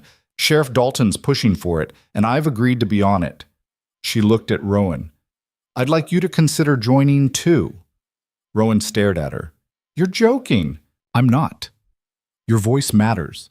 Your experience matters. And maybe if you're part of the process, others will start seeing you as part of the community again, instead of the outsider they can blame." "They'd never accept me." "Some wouldn't, but some would. And that's a start." Margaret didn't push, just let it sit. "Think about it. Offers open." She disappeared down the trail, leaving them standing in the gathering dusk. "A council," Rowan said. "She wants me on a council. Would you do it?" "I don't know. Maybe. Feels like inviting more trouble. Or maybe it's a way to stop running from it." Rowan looked at her. You think I should do it? I think you should do whatever feels right. But yeah, I think it might be good, might help people see you differently. I'm tired of caring what people think. I know, but this wouldn't be about them. It'd be about you, about choosing to be part of something instead of apart from it. He was quiet for a long moment, then nodded slowly. I'll think about it. They went inside where the fire had burned low and the house felt warm and safe. Clara changed out of her wedding dress carefully, hanging it up with more care than it probably deserved. When she emerged, Rowan had poured 2 glasses of whiskey. To us, he said, handing her one. To us, Clara echoed. They drank, the liquor burning smooth and warm. Then Rowan set down his glass and pulled Clara close. I need to tell you something else, he said. Something I should have said earlier but couldn't find the words.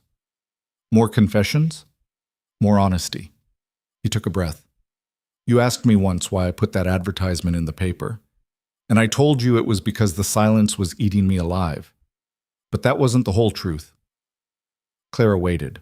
The truth is, I was disappearing. Bit by bit, day by day, I was becoming less of a person and more of a ghost. I'd go weeks without speaking out loud, weeks without seeing another human, and I could feel myself forgetting how to be human, how to care about anything beyond basic survival. His hands tightened on her shoulders. That advertisement was a lifeline I threw out into the void, not knowing if anyone would grab it, not really believing anyone would. And then you wrote back. And your letters, they reminded me what it felt like to be seen, to be known, to matter to someone. Rowan, I'm not finished. You saved my life, Clara. Not in some dramatic, immediate way, but slowly, letter by letter, day by day, you pulled me back from the edge, and I need you to know that. Need you to understand that whatever happens from here, you've already given me more than I ever thought I'd have again. Clara felt tears streaming down her face. You saved mine too. You just didn't know it. How? I was so tired of being small, of making myself invisible to survive, of accepting whatever scraps the world threw my way and being grateful for them. And then I read your letter, that first one, where you said you weren't looking for someone to save you or fix you, just someone who could stand beside you. And I realized I'd been looking for that too. Someone who wanted a partner, not a servant. Someone who saw me as an equal. She kissed him, tasting salt and whiskey. We saved each other, she said. That's how this works. They made love for the first time as husband and wife, slow and tender, learning each other in ways letters could never convey. And afterward, lying tangled together in the narrow bed, Clara felt something settle deep in her bones. This was home, not the house, not the mountain, but this, being held by someone who knew her completely and chose her anyway. The next weeks passed in a blur of routine and adjustment. Being married didn't change much on the surface. They still woke early, still worked hard, still fell into bed exhausted most nights. But underneath, everything was different. There was permanence now. A commitment that went beyond letters and promises.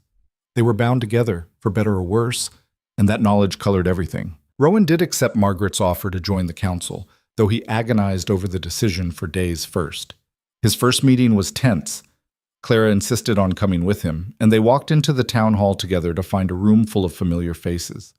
Some welcoming, some hostile, most just curious. Sheriff Dalton ran the meeting with surprising efficiency.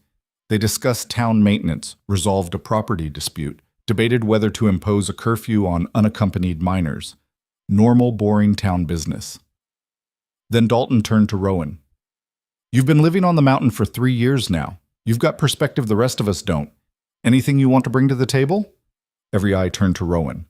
Clara felt him tense beside her. The trail, he said finally. The main one up to the ridge. It's washing out in places. Storm damage. Someone's going to get hurt if it's not fixed. That trail hasn't been maintained in years, one of the council members said. Hardly anyone uses it. I use it. Clara uses it. And hunters use it during season. Just because you don't see it doesn't mean it's not important. There was a brief silence. Then Margaret spoke up. Rowan's right. We should organize a work party. Fix it before winter really sets in. To Clara's surprise, several people nodded agreement. They voted, and the motion passed. A small thing, but Rowan looked stunned. They listened, he said as they walked home later. They actually listened. Of course they did. You made sense. That's never mattered before. Maybe things are changing. Maybe. The work party happened the following week. A dozen men and women showed up with tools and materials, and they spent a full day clearing debris, reinforcing weak spots, making the trail safe again. Rowan worked alongside them, quiet but present, and Clara watched as something shifted in how people looked at him. Not acceptance, not yet, but something closer to respect. That night, exhausted and dirty, they collapsed into bed together. "Today was good," Clara said. "It was strange. Strange good or strange bad? Just strange. I'm not used to people wanting me around. Get used to it. You're stuck with them now." Rowan pulled her close. "As long as I'm stuck with you too. Always." But even as things improved in some ways, old wounds remained.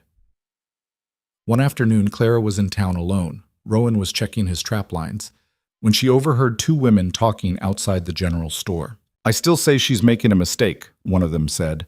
"Marrying that man. What kind of life is that, stuck on a mountain with someone like him?" "Maybe she had no other options," the other replied. "You know what they say about women who answer those advertisements. Desperate." Clara felt heat rise in her face. She could walk away, pretend she hadn't heard, but she was tired of pretending. She stepped into view, both women startled. "I answered the advertisement," Clara said evenly, "because I wanted to, not because I was desperate, and I married Rowan because I love him, because he's a good man who was treated terribly by this town. If you have a problem with that, say it to my face. Don't hide behind gossip." One of the women had the grace to look ashamed. The other just lifted her chin defiantly. "You're entitled to your choices," she said, "but don't expect us to celebrate them." "I don't expect anything from you," Clara replied, "except maybe basic human decency, which clearly is too much to ask." She walked away before they could respond, her heart pounding. She'd never been confrontational like this before, never stood up for herself so directly. But something had changed in her over these months. She'd found her spine. When she told Rowan about it later, he looked worried. "You shouldn't antagonize them," he said. "It'll just make things harder." "Harder than what? Letting them talk about us like we're not real people? Letting them act like our marriage is some kind of tragedy?" Clara shook her head. "I'm done being quiet. If they want to judge us, they can do it to our faces." "Clara, but..." "No. You've spent 3 years hiding from their judgment. I'm not going to do the same. We're married. We're building a life. And if they can't handle that, it's their problem, not ours." Rowan stared at her, something like awe in his expression. "You're incredible, you know that? I'm just tired of being afraid." "You were never afraid." "I was. I am. But I'm more afraid of letting them win." Winter came early that year, hitting hard and fast. The first real storm caught them by surprise. 3 feet of snow in 2 days, winds that threatened to tear the roof off. They were trapped inside for a week, just them and Bear and the howling white void beyond the windows. But it was okay. Better than okay, actually. They had food, fuel, each other. They played cards and read and talked about things they'd never had time for before. Clara told Rowan about her childhood, about the mother she barely remembered who'd died when she was 5. Rowan told her about learning to hunt with his father, about the first deer he'd killed and how he'd cried over it. "I was 12, he said, old enough to know it was necessary, but young enough to feel the weight of taking a life. My father didn't mock me for crying, just said it was good to feel it. Said the day I stopped feeling it was the day I'd need to worry." "Do you still feel it?" "Every time. Less than I did, but it's there. That recognition that I'm ending something that was alive. That's not weakness." "I know. Took me a long time to understand that, though." On the 5th day of being trapped inside, cabin fever started setting in. They were both restless, snapping at each other over small things. Bear sensed the tension and stayed between them, watchful. "I need air," Rowan said, pulling on his coat. "You'll freeze." "Then I'll freeze. Better than staying cooped up in here." He stomped out and Clara let him go. She understood the need. Sometimes the walls got too close, the space too small. Sometimes you needed to step outside just to remember there was an outside. He came back 20 minutes later, snow-covered and shivering, but calmer. Clara had made coffee, strong and hot, and handed him a cup without a word. "Sorry," he said, "for being an ass." "You weren't. We're both going crazy." "Yeah." He sipped the coffee, warming his hands on the cup. Being married is harder than I thought it would be. Clara's stomach dropped. What? Not harder like I regret it. Harder like I'm not used to having someone see me when I'm at my worst. Not used to having to consider another person before I make decisions. It's an adjustment. Oh, yeah, it is. You ever regret it? Marrying me? Clara thought about it honestly. No, but there are moments when I miss having space that's just mine. When I wish I could be messy or cranky without worrying about how it affects you. Is that terrible? It's human. Rowan set down his cup, pulled her close. We're going to have moments like this. Times when we drive each other crazy. When the space feels too small and the winter too long, but we'll get through them. Promise? Promise. The storm finally broke on the 7th day, leaving the world transformed. Everything was white and pristine, the kind of beauty that made your chest ache. They dug themselves out slowly, clearing paths, checking on the animals, assessing damage. Roof held, Rowan announced, examining it from the ground. Chimney's fine. We made it through. First winter storm as a married couple, Clara said. One down. Who knows how many to go? At least 40 if we're lucky. 40 winters together. Clara tried to imagine it. 40 years of this. Work and struggle and quiet moments of grace. That sounds good. Yeah, it does. They spent the next weeks preparing for the worst of winter. Cutting more wood, preserving more food, reinforcing everything that could be reinforced. And in the evenings, they'd sit by the fire and talk about the future. I want to expand the garden next spring, Clara said one night. Maybe build a greenhouse. We could grow things year-round. We'd need glass. That's expensive. We could save for it. Or maybe find old windows, repurpose them. Rowan considered this. That could work. I've seen greenhouses like that. Not pretty, but functional. Who cares about pretty? I care about fresh vegetables in February. Fair point. He stretched out his legs toward the fire. What else? What else what? What else do you want? For the future. Clara was quiet for a moment, gathering courage. A family. Eventually. Not right away, but someday. I want kids. She felt Rowan tense beside her. Kids, he repeated. Do you not want that? I don't know. I've never really thought about it. Didn't seem like something that would happen for me. And now? Now I'm married to you, and I'm realizing there's a whole life ahead of us I never let myself imagine. He looked at her. Kids would be complicated. Up here, isolated. No school, no other children around. What kind of life is that for a kid? The kind where they grow up strong and self-sufficient, where they learn the value of hard work and the beauty of the natural world, where they're loved and wanted. What if I'm a terrible father? What if you're a wonderful one? Rowan shook his head. You make it sound simple. It's not simple, but it's worth considering. He pulled her close. Okay, I'll consider it, but not tonight. Tonight I just want to sit here with you and pretend the world is exactly this small. Deal. They sat in comfortable silence, watching the fire burn low. Outside, the wind picked up again, promising more snow. But inside, they were warm, they were safe, they were together. And for now, that was everything they needed. Spring arrived slowly that year, teasing them with warm days that would vanish overnight into freezing rain. Clara stood at the window one morning in late March, watching ice drip from the eaves, and realized something that made her heart skip. She was late. 2 weeks now, maybe 3. She'd been so caught up in surviving winter, in the daily routines of keeping warm and fed, that she hadn't noticed until now. Behind her, Rowan was stoking the fire, muttering about the inconsistent weather. Bear stretched out on his bed, yawning wide enough to show all his teeth. I need to go to town, Clara said. Rowan looked up. Now? Trail's probably a mess with all this melting. Soon. Today, if possible. Something in her tone made him pause. What's wrong? Nothing's wrong. I need to see Margaret at the fabric shop. Margaret? His brow furrowed. Why? Clara turned to face him, her hands unconsciously moving to her stomach. Because I think I might be pregnant, and I need to know for sure before I tell you. The words hung in the air between them.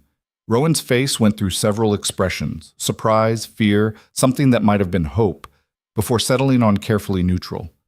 "But you just told me," he said. "I know. I meant to wait until I was certain, but I'm terrible at keeping secrets from you." "How late are you?" "A few weeks. Could be nothing. Could be the stress of winter, or just my body being unpredictable. But I need to know." Rowan set down the poker, crossed to her. "We'll go together. Trail's manageable if we're careful." "You don't have to."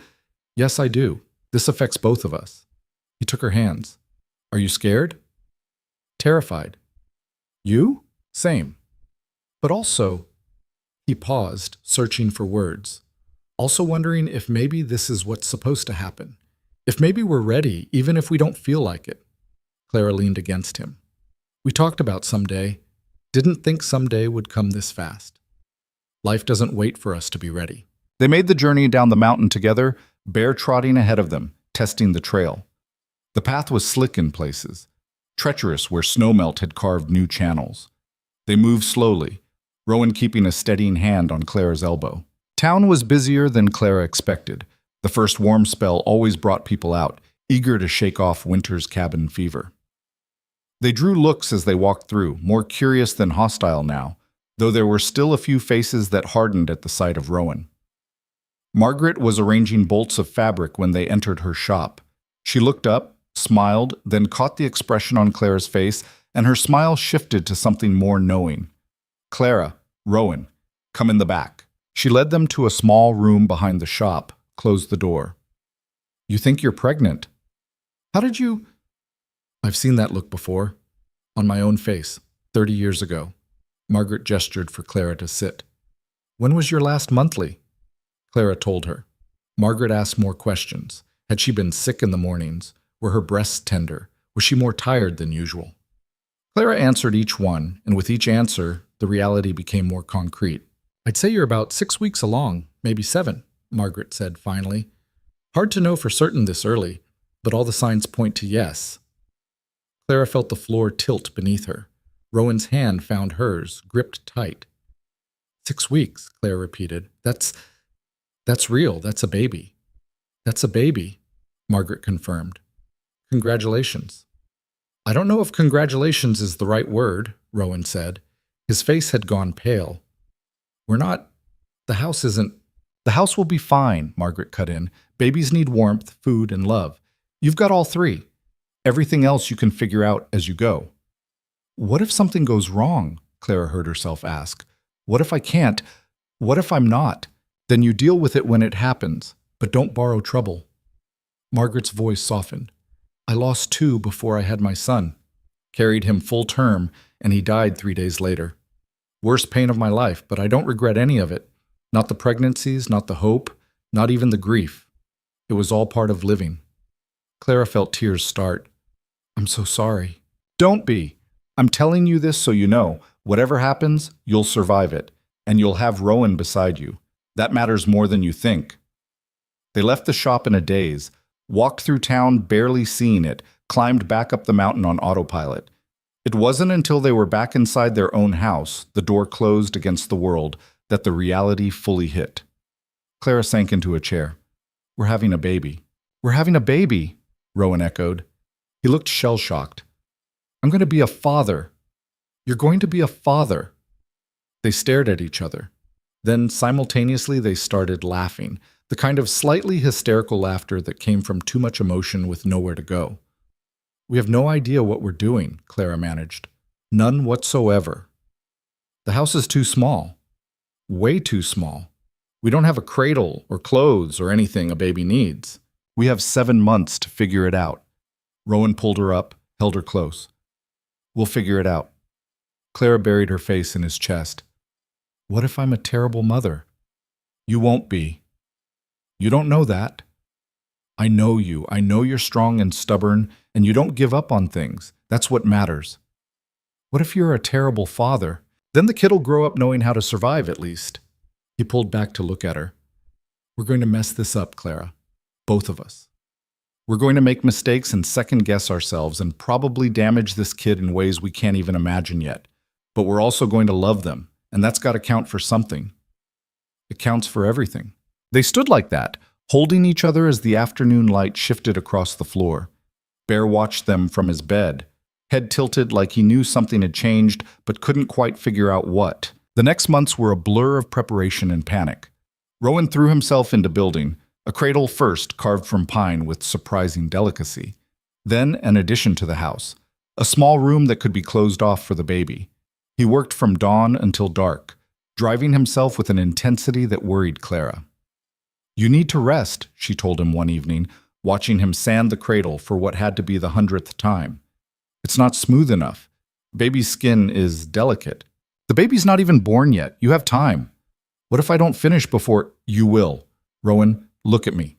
She waited until he did. "You're trying to build your way out of being scared, but it's not working. You're still scared, just more exhausted." He set down the sandpaper. "I don't know how to do this, Clara. How to be responsible for a whole other person. How to keep them safe up here. The same way you keep me safe. The same way you keep yourself safe. One day at a time. What if that's not enough? Then we adapt. We learn. We ask for help when we need it." Clara moved closer, placed his hand on her stomach where a small bump had started to show. "Feel that? That's our kid. Already here, already real, and they're going to need you. Not perfect, just present." Rowan's hand spread across her belly, gentle and reverent. "Hi," he said quietly, talking to the bump. "I'm your dad. I'm probably going to screw this up, but I promise I'll try my best." Clara felt the baby move, a flutter barely there. "Did you feel that? Was that—" "The baby. First time I felt movement." Rowan's face transformed. Fear gave way to wonder, and for a moment he looked young, almost boyish. "They're really in there. They're really in there." As Clara's belly grew, so did the changes in their life. The town, hearing about the pregnancy, responded in unexpected ways. Women Clara had never spoken to stopped her to offer advice, hand-me-down clothes, old baby items their own children had outgrown. Margaret organized a gathering, not quite a party but close, where a dozen women came bearing gifts and stories and the kind of practical wisdom that only came from experience. "Sleep now while you can," one woman said. "Don't listen to anyone who says you're doing it wrong," another added. "Every baby's different. Trust your instincts. Get help when you need it. Pride's got no place in motherhood." Clara absorbed it all, grateful and overwhelmed. These were women who'd judged her just months ago, who'd whispered about her choices. But pregnancy had a way of breaking down walls. A baby was neutral ground. Rowan, meanwhile, found his own support in unexpected places. Sheriff Dalton stopped by one afternoon with a hand-carved rocking horse.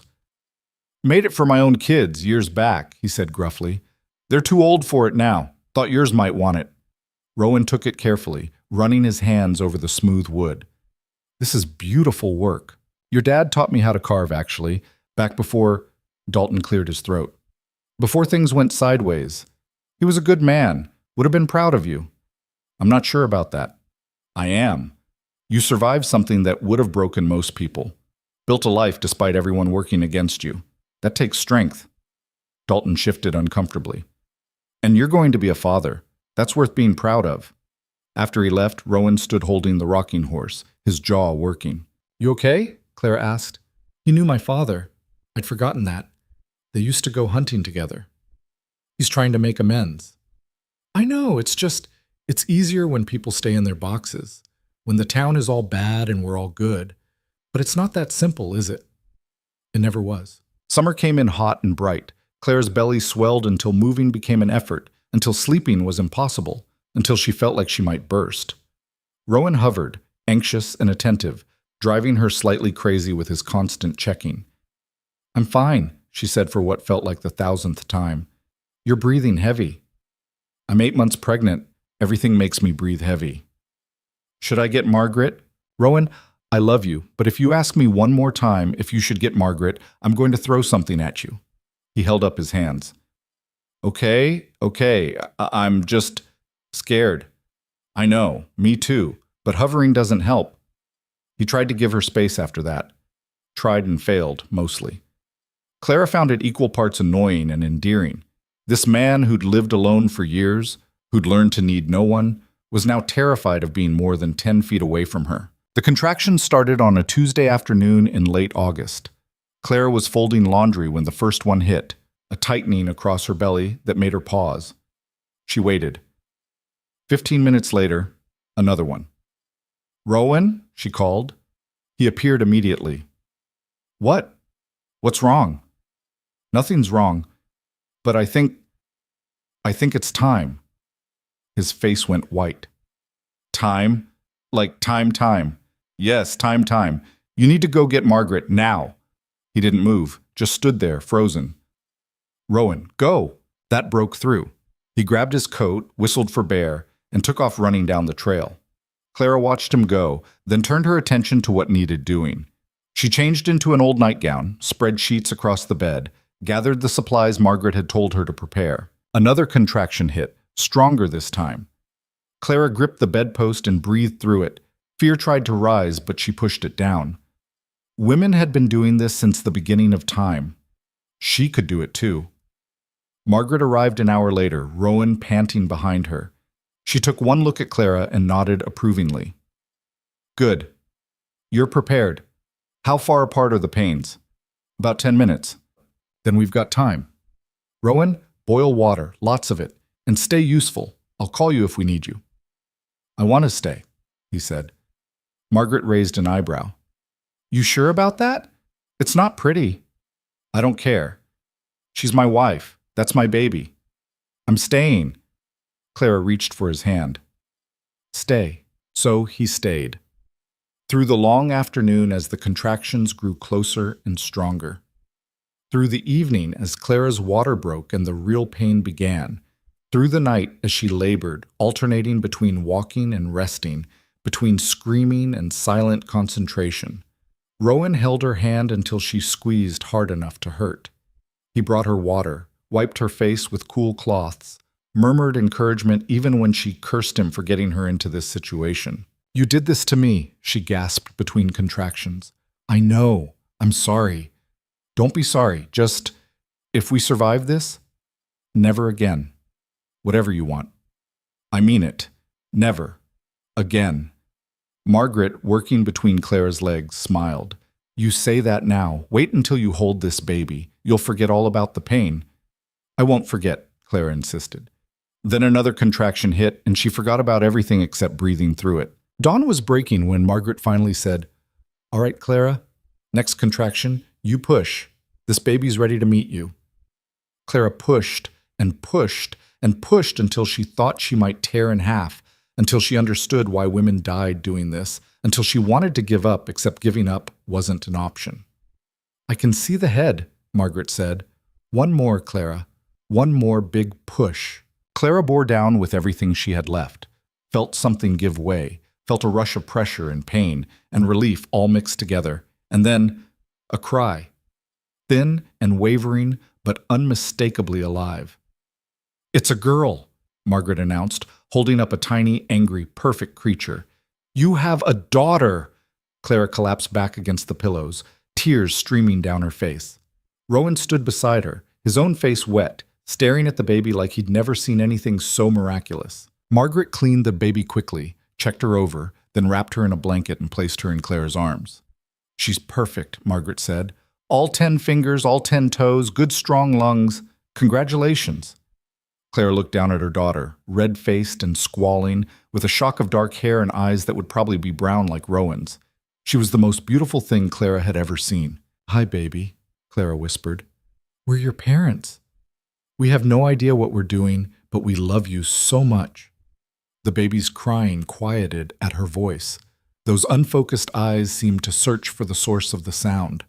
Rowan reached out tentatively, touched one tiny fist. The baby's fingers wrapped around his, gripping with surprising strength. "She knows you," Clara said. "She's perfect," Rowan breathed. "She's absolutely perfect." They named her Emma, after Clara's mother. Emma Grace Hale. It had a good sound to it, solid and strong. The first days were a blur of exhaustion and wonder. Emma slept, woke to eat, cried, and slept again. Clara fed her, changed her, held her, and tried to sleep whenever the baby slept. Rowan hovered, anxious and helpful in turns, learning how to swaddle and burp and soothe. Margaret stayed for 3 days, teaching them everything she could, how to tell different cries apart, how to check if the baby was too hot or too cold, when to worry, and when to trust that everything was normal. "You're doing fine," she assured them on the third day as she prepared to leave. "Better than fine. This baby's lucky to have you." After she left, it was just the three of them. The house felt different now, fuller, louder, more alive. Bear had taken to sleeping under Emma's cradle, appointed himself her guardian. Whenever she cried, he'd look at Clara and Rowan like they'd better fix this problem immediately. "Our dog's judging our parenting," Rowan observed one night. "He's not wrong to. We're making this up as we go." "All parents do, I think." Clara looked down at Emma, asleep in her arms. "She's so small, so fragile." "She's stronger than you think. Look at her parents. She's got stubborn bred into her bones." "Poor kid." "Lucky kid." The town's response to Emma's birth was unexpected. People stopped by with gifts, blankets, clothes, toys carved from wood. The same people who'd shunned Rowan brought offerings for his daughter. Clara didn't know what to make of it. "Babies are safe," Margaret explained when Clara asked. "They haven't done anything to judge yet. People can express kindness to a baby without feeling like they're betraying their position on you and Rowan. That's depressing. That's human nature. Take the gifts. Let people be kind in whatever way they can manage. It's a start." So Clara took the gifts and thanked the givers and tried not to think too hard about the contradictions. Emma was fed and warm and loved. That was what mattered. When Emma was 3 weeks old, Rowan surprised Clara by suggesting they take her to town. "Are you sure?" Clara asked. "No, but I think we should do it anyway. Show her off. Let people see she's real and healthy and ours." "You want to show her off? Is that weird?" Clara smiled. "It's wonderful. But are you ready for the attention?" "I'm ready to stop hiding. Ready to be part of the world again, for her sake if not mine." He looked at Emma, asleep in her cradle. "I don't want her growing up thinking she has to hide. Don't want her to be ashamed of who her father is." "She won't be. How could she be? You're the best man I know." "You're biased." "Completely. Doesn't make it less true." They made the trip the following Saturday. Clara carried Emma in a sling Margaret had given her, the baby tucked warm and safe against her chest. Rowan walked beside them, Bear at his heels. The town square was busy with the weekend market. People stopped and stared as they approached, conversations dying mid-sentence. Clara felt Rowan tense beside her, but he kept walking, head up, refusing to shrink. Margaret saw them first and hurried over. "Let me see her." Clara adjusted the sling so Margaret could peek at Emma's face. The baby was awake, looking around with that unfocused newborn gaze. "She's beautiful," Margaret said loudly enough for others to hear. "Absolutely beautiful, and growing so fast." Other women gathered, drawn by the universal appeal of a new baby. They cooed and asked questions and offered advice. Clara answered patiently, aware of Rowan standing slightly apart, watching. Then Sheriff Dalton approached with an older woman Clara didn't recognize. "Mrs. Hale," he said formally. "This is my wife, Dorothy. She wanted to meet your daughter." Dorothy Dalton looked kind but nervous. "We heard you had a girl. I brought something." She held out a small package wrapped in cloth. "It's not much, just a blanket I knitted." Clara took it, surprised. "Thank you. That's very kind." "She's beautiful," Dorothy said, peering at Emma. Then she looked at Rowan. "She has your eyes." Rowan nodded, seeming unsure how to respond. "My husband told me what he did," Dorothy continued, "coming up to your house with accusations when the fires started again. It was wrong. I told him so at the time." She took a breath. "You deserved better from this town. Both of you. And I'm sorry it took a baby being born for some of us to remember that." The square had gone quiet. People were listening, watching. Rowan's voice came out rough. "I appreciate that. We'd like to do better, if you'll let us." Clara felt Rowan's hand find hers, squeezed tight. This was the moment, the choice. They could hold on to the anger, the justified resentment, or they could let it go and try to build something new. "We'd like that too," Rowan said finally. The tension broke. People started talking again, coming forward to see the baby, to offer congratulations, to bridge the gap that had stood for too long. Not everyone. There were still hard faces in the crowd, people who crossed to the other side of the street rather than acknowledge them. But enough people smiled, enough people tried, that Clara felt something shift. They weren't outcasts anymore. They were just a family, imperfect and scarred, but real. On the walk home, Emma fell asleep against Claire's chest. Rowan was quiet, processing. "You okay?" Claire asked. "I think so. It's strange, being welcomed after so long being shut out. It'll take time for everyone to adjust." "I know."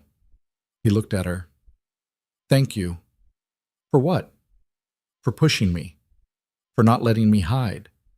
For giving me a reason to try. You gave me the same thing." They walked the rest of the way in comfortable silence, their daughter sleeping between them, Bear ranging ahead to scout the trail. The mountain rose around them, familiar and solid. And for the first time since Claire had climbed this path with nothing but a trunk and hope, it truly felt like coming home. Emma turned one on a warm August afternoon, and Clara stood in the doorway watching her daughter take wobbling steps across the porch while Rowan hovered nearby, arms outstretched and ready to catch her. The baby, not really a baby anymore, squealed with delight each time she made it a few steps before toppling onto her padded bottom. "She's going to be running by next week," Rowan said, scooping Emma up and spinning her until she shrieked with laughter. "Don't remind me. I can barely keep up with her crawling." It was true. Emma had inherited her parents' stubbornness, and then some. She climbed everything, explored everything, put everything in her mouth. Bear had appointed himself her constant shadow, following her around with the patience of a saint as she grabbed his ears and used him to pull herself upright. The house had changed to accommodate her. The addition Rowan built was now Emma's room, painted soft yellow with wildflowers Clara had stenciled on the walls. Toys littered every surface. Some store-bought from their increasingly frequent trips to town, others carved by Rowan's hands during long winter evenings. The place looked lived in now, loved in, full of the beautiful chaos that came with a child. "Margaret's coming up tomorrow with the birthday cake," Clara said, joining Rowan on the porch. "And she's bringing Dorothy Dalton and a few others. I hope that's okay." Rowan settled Emma on his hip. "It's good. Nice that Emma will have people around who aren't just us." "You sure? I know crowds still make you tense. I'm working on it." He kissed the top of Emma's head. "For her, I'm working on it." The party the next day was small but warm. 6 women from town made the climb, bearing gifts and food and the easy camaraderie that came from shared experience. They sat on the porch while Emma played, passing her around, telling stories about their own children's first years. "Mine ate dirt," one woman said. "Just grabbed handfuls and shoved it in his mouth. Thought I was failing as a mother until I learned they all do it."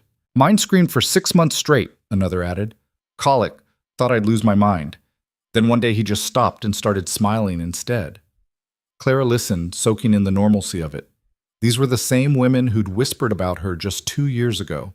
Now they sat on her porch, sharing the universal struggles of motherhood like she'd always been part of their circle. After they left, Clara found Rowan sitting on the porch steps, Emma asleep against his chest. "Good day?" she asked. "Strange day. Good strange." He adjusted his hold on Emma carefully. "I keep waiting for the other shoe to drop. For people to remember they're supposed to hate me. Maybe they're tired of hating. Maybe Emma gave them permission to stop. That's a lot of weight to put on a 1-year-old. She doesn't carry it. We do. But she made it possible." Clara sat beside him. "Do you ever think about leaving? Going somewhere new where nobody knows what happened?" Rowan was quiet for a long moment. "I used to. Every day for the first year after the fire. I'd imagine packing up, heading west, starting over where my name didn't mean anything." He looked out at the mountain, the familiar trees and ridges. "But then I realized running away would mean they won, would mean I let them drive me out of the only home I've ever known, and I was too stubborn for that. And now I've got you and Emma. Now this mountain isn't a prison, it's home. And the town, it's not forgiveness exactly what they're offering. It's more like collective amnesia. They're choosing to forget the parts that make them uncomfortable. Does that bother you? Sometimes. But I'm choosing to forget some parts too. The worst of the anger, the deepest cuts. Maybe that's how we all move forward, by deciding what we don't need to carry anymore." Clara leaned her head against his shoulder. "When did you get so wise?" "When I married a woman who wouldn't let me wallow." They sat like that as the sun set, painting the sky in shades of orange and pink. Emma slept on, her small chest rising and falling with perfect trust. Bear dozed at their feet, The chickens settled into their coop. Everything was ordinary and perfect in its ordinariness. The seasons turned again. Emma grew, learned new words, started forming complete sentences that made both her parents laugh and cry in equal measure. She called Rowan Papa and Clara Mama and Bear Dog, no matter how many times they tried to teach her his real name. Rowan continued serving on the town council, his voice carrying more weight as time passed. He proposed a lending library, books anyone could borrow, regardless of ability to pay. The council approved it, and Clara helped organize the donated volumes, creating a small reading room in the back of the general store. "You're good at this," Henry commented one afternoon as Clara shelved books. "Community building. I'm just organizing books. You're making it so people who can't afford to buy books can still read them. That's bigger than organizing." He paused.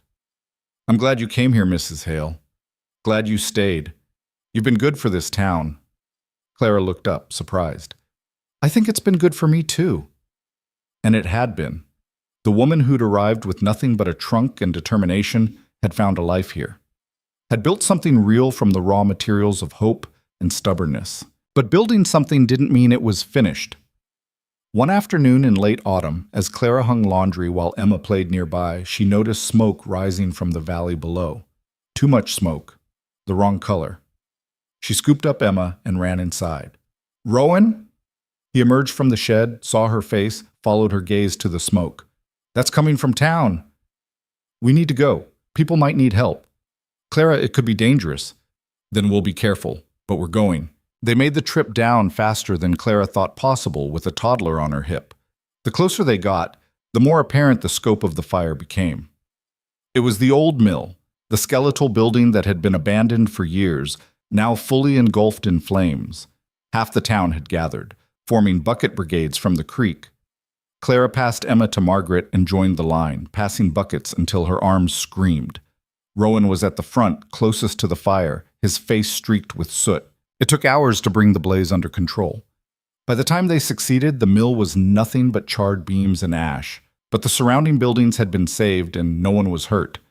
Clara found Rowan sitting on the ground, coughing, his clothes singed. She dropped beside him. "You okay?"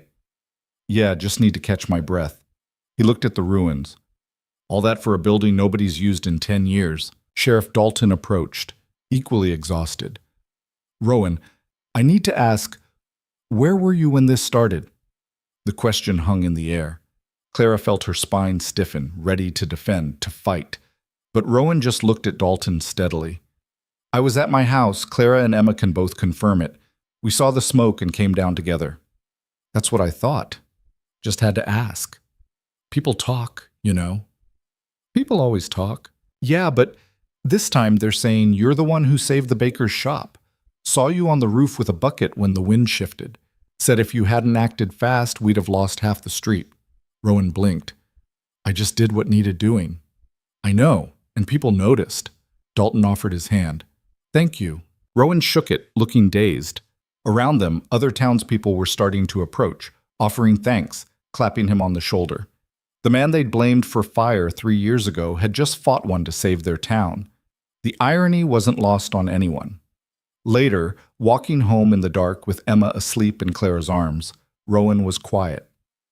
"You thinking about the first fire?" Clara asked. Hard not to. Standing there fighting flames, knowing people were watching and probably wondering if I'd started it. He shook his head. "But then they thanked me. Looked me in the eye and thanked me. You earned it." "Did I? Or did I just finally do something they couldn't twist into suspicion? Does it matter?" Rowan considered this. "No, I guess it doesn't. They believe what they want to believe. I can't control that. I can only control what I do. And today you did something good. Today I did what anyone would have done. That's the point. You're not the villain they made you out to be. You're just a man, flawed and human and doing his best." "When did you become a philosopher?" "When I married a man who made me think about what really matters." They reached the house to find Bear waiting on the porch, tail wagging in relief at their return. Inside, Clara put Emma to bed while Rowan washed the soot from his face and hands. When she emerged, she found him standing at the window, looking out at nothing. "I want to tell you something," he said. "Something I've been thinking about for a while." Clara waited. "That day you arrived, when I saw you walking up the trail with that trunk, I almost sent you away. Almost told you it was a mistake, that you should leave before you got tangled up in my mess. Why didn't you? Because you looked so determined, so sure. And I realized I wanted whatever you had. That certainty, that courage to walk toward something instead of away from it. He turned to face her. You changed everything, Clara. Not just my circumstances, but me. Who I am. What I believe I deserve. You deserved good things all along. Maybe, but I didn't believe it until you showed up and acted like I did. Like I was worth the climb, worth the risk, worth building a life with. His voice went rough. I'm not good with words, but I need you to know, you saved me. In every way a person can be saved. Clara crossed to him, took his hands. You saved me too. From a life of making myself small, from believing I had to settle for scraps. You showed me what it looks like to stand firm in who you are, even when the world wants you to disappear. We saved each other then. Yeah, we did. They stood together in the quiet house, their daughter sleeping in the next room, their dog dozing by the fire.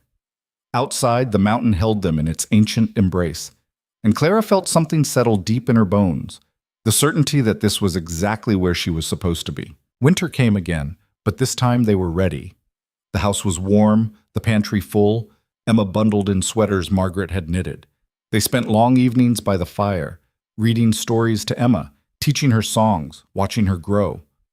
One night, after Emma was asleep, Clara found Rowan at the table with paper and pencil, writing slowly. What's that? She asked. A letter. To my father. He looked up, almost embarrassed. I know he's gone, but I wanted to tell him about Emma, about you, about everything that's happened. Can I read it? He handed it over. Clara read words of gratitude and grief, of second chances and hard-won peace.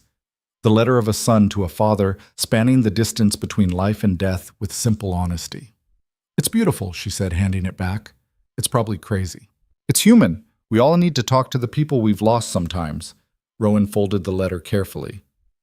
What would you tell your mother, if you could? Clara thought about the woman she barely remembered, gone when Clara was too young to form lasting memories. I'd tell her I made it, that I found a good life, a good man, a good daughter, that I'm not invisible anymore. She'd be proud of you. Your father would be proud of you too. They sat together in the firelight, holding hands across the table, connected to their past and present and future all at once. Spring brought news that Margaret was sick. Nothing dramatic, just a persistent cough that wouldn't go away. By summer, it was clear that whatever she had was serious. Clara visited her as often as she could, bringing Emma, helping with the shop.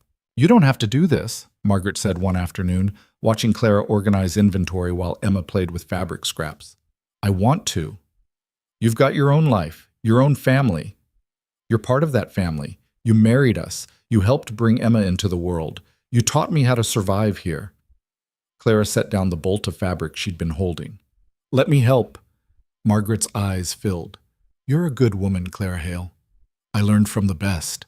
By autumn, Margaret was bedridden. The town rallied, taking turns sitting with her, bringing food, keeping her company. Clara was there the day she died, holding her hand while Margaret drifted away peacefully. The funeral drew the whole town. Rowan gave a eulogy that had half the attendees in tears, talking about Margaret's kindness, her courage, her unwavering moral compass. She saw the best in people, he said, even when we couldn't see it ourselves. She believed in second chances, in redemption, in the power of choosing to do better. His voice cracked. She believed in me when no one else did, and I'll carry that with me until the day I die. After the funeral, as they walked home, Clara felt the weight of loss pressing down. Margaret had been her first real friend here, her guide, her proof that good people still existed. She lived well, Rowan said quietly. That's what matters. Not how long, but how well. I'm going to miss her. Me too. They climbed the mountain in silence, Emma sleeping against Rowan's shoulder. At home, they tucked her into bed and stood together watching her sleep. I've been thinking, Rowan said, about the shop. Margaret's shop? Her nephew's supposed to inherit it, but he lives 3 territories over, doesn't want to run it. Told the sheriff he's planning to sell everything and close it down. That's a shame. It's the only fabric shop for miles. What if we bought it? Clara turned to stare at him. What? We've got some savings, not a lot, but some. And you're good at running it. You basically have been for the past 6 months. We could keep it going, keep Margaret's legacy alive. Rowan, that's a huge decision. We'd have to spend more time in town. We'd be taking on debt, responsibility. I know, but I think we should do it anyway. He looked at her. We can't hide up here forever. Emma needs to be around other people, other kids. And the town, it's not perfect, but it's trying. Maybe we should try too. Clara thought about it, about leaving the safety of the mountain, about integrating more fully into the community that had once rejected them. It was terrifying. It was also right. Okay, she said, let's do it. They bought the shop with a loan from the bank and reopened it a month later.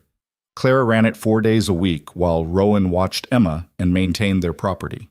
The other 3 days, they stayed on the mountain, keeping their roots deep in the place that had sheltered them. It was a balance, sometimes precarious. There were days when Clara missed the simplicity of their isolated life, days when Rowan struggled with being around so many people. But there were also good days, days when Emma played with other children while Clara worked, days when Rowan came to help and found himself in conversation with someone who'd once crossed the street to avoid him. The town changed around them, slowly but surely. A new family moved in, young couple with 2 kids, escaping some tragedy of their own. Clara watched the town's response, saw echoes of how they'd treated her and Rowan. She made a point of welcoming them, of offering friendship without questions. Pay it forward, she told Rowan. That's what Margaret would have wanted. Emma turned 5, then 6. She was wild and bright and fearless, climbing trees on the mountain and charming customers in the shop with equal ease. She had Rowan's eyes and Clara's stubborn streak and her own fierce spirit that belonged to no one but herself. One evening, sitting on the porch while Emma chased fireflies with Bear, Clara said, "Do you ever think about how different things could have been?" "How so?" "If I hadn't answered that advertisement, if you hadn't written those letters, if either of us had given up." Rowan pulled her close. "I think about it sometimes. Think about how close I came to not putting that ad in the paper, how I almost threw it away a dozen times." "What stopped you?" "Hope, I guess. Or maybe desperation disguised as hope. The idea that somewhere out there, someone might understand what it meant to choose a hard path and walk it anyway. And you found me. And I found you, or you found me. Either way, we found each other." Emma ran up to them, breathless and glowing. "Mama, Papa, look!" She opened her hands to reveal a firefly, its light pulsing soft and steady. "I caught the light." "So you did, baby," Clara said. "Now let it go so it can go home." Emma released the firefly, watching it spiral up into the darkening sky. "Will it come back?" "Maybe. If it wants to. If it remembers this is a good place to be." The firefly disappeared into the gathering dark, and Emma settled between her parents, content. Bear laid his head on Clara's feet. The mountain breathed around them, ancient and patient. "Tell me a story," Emma demanded, "about when you and Papa met." Clara and Rowan exchanged glances. They'd told her pieces over the years, carefully edited for a child's ears. But maybe it was time for more of the truth. "Your Papa lived on this mountain all alone," Clara began, "and I lived far away in a big city. We were both lonely, both looking for something we couldn't quite name. So your Papa put an advertisement in a newspaper." "What's an advertisement?" "It's a message asking for something. He asked if anyone wanted to come live on a mountain with him, and I saw it and said yes." "Why?" "Because sometimes you just know. You read something or meet someone and you feel it right here." Clara touched Emma's chest over her heart. "You feel like maybe this is what you've been looking for." "And was it?" "It was better than what I was looking for, because I found your Papa, and then we found you, and now we have this whole life we built together." Emma considered this seriously. "Was it hard?"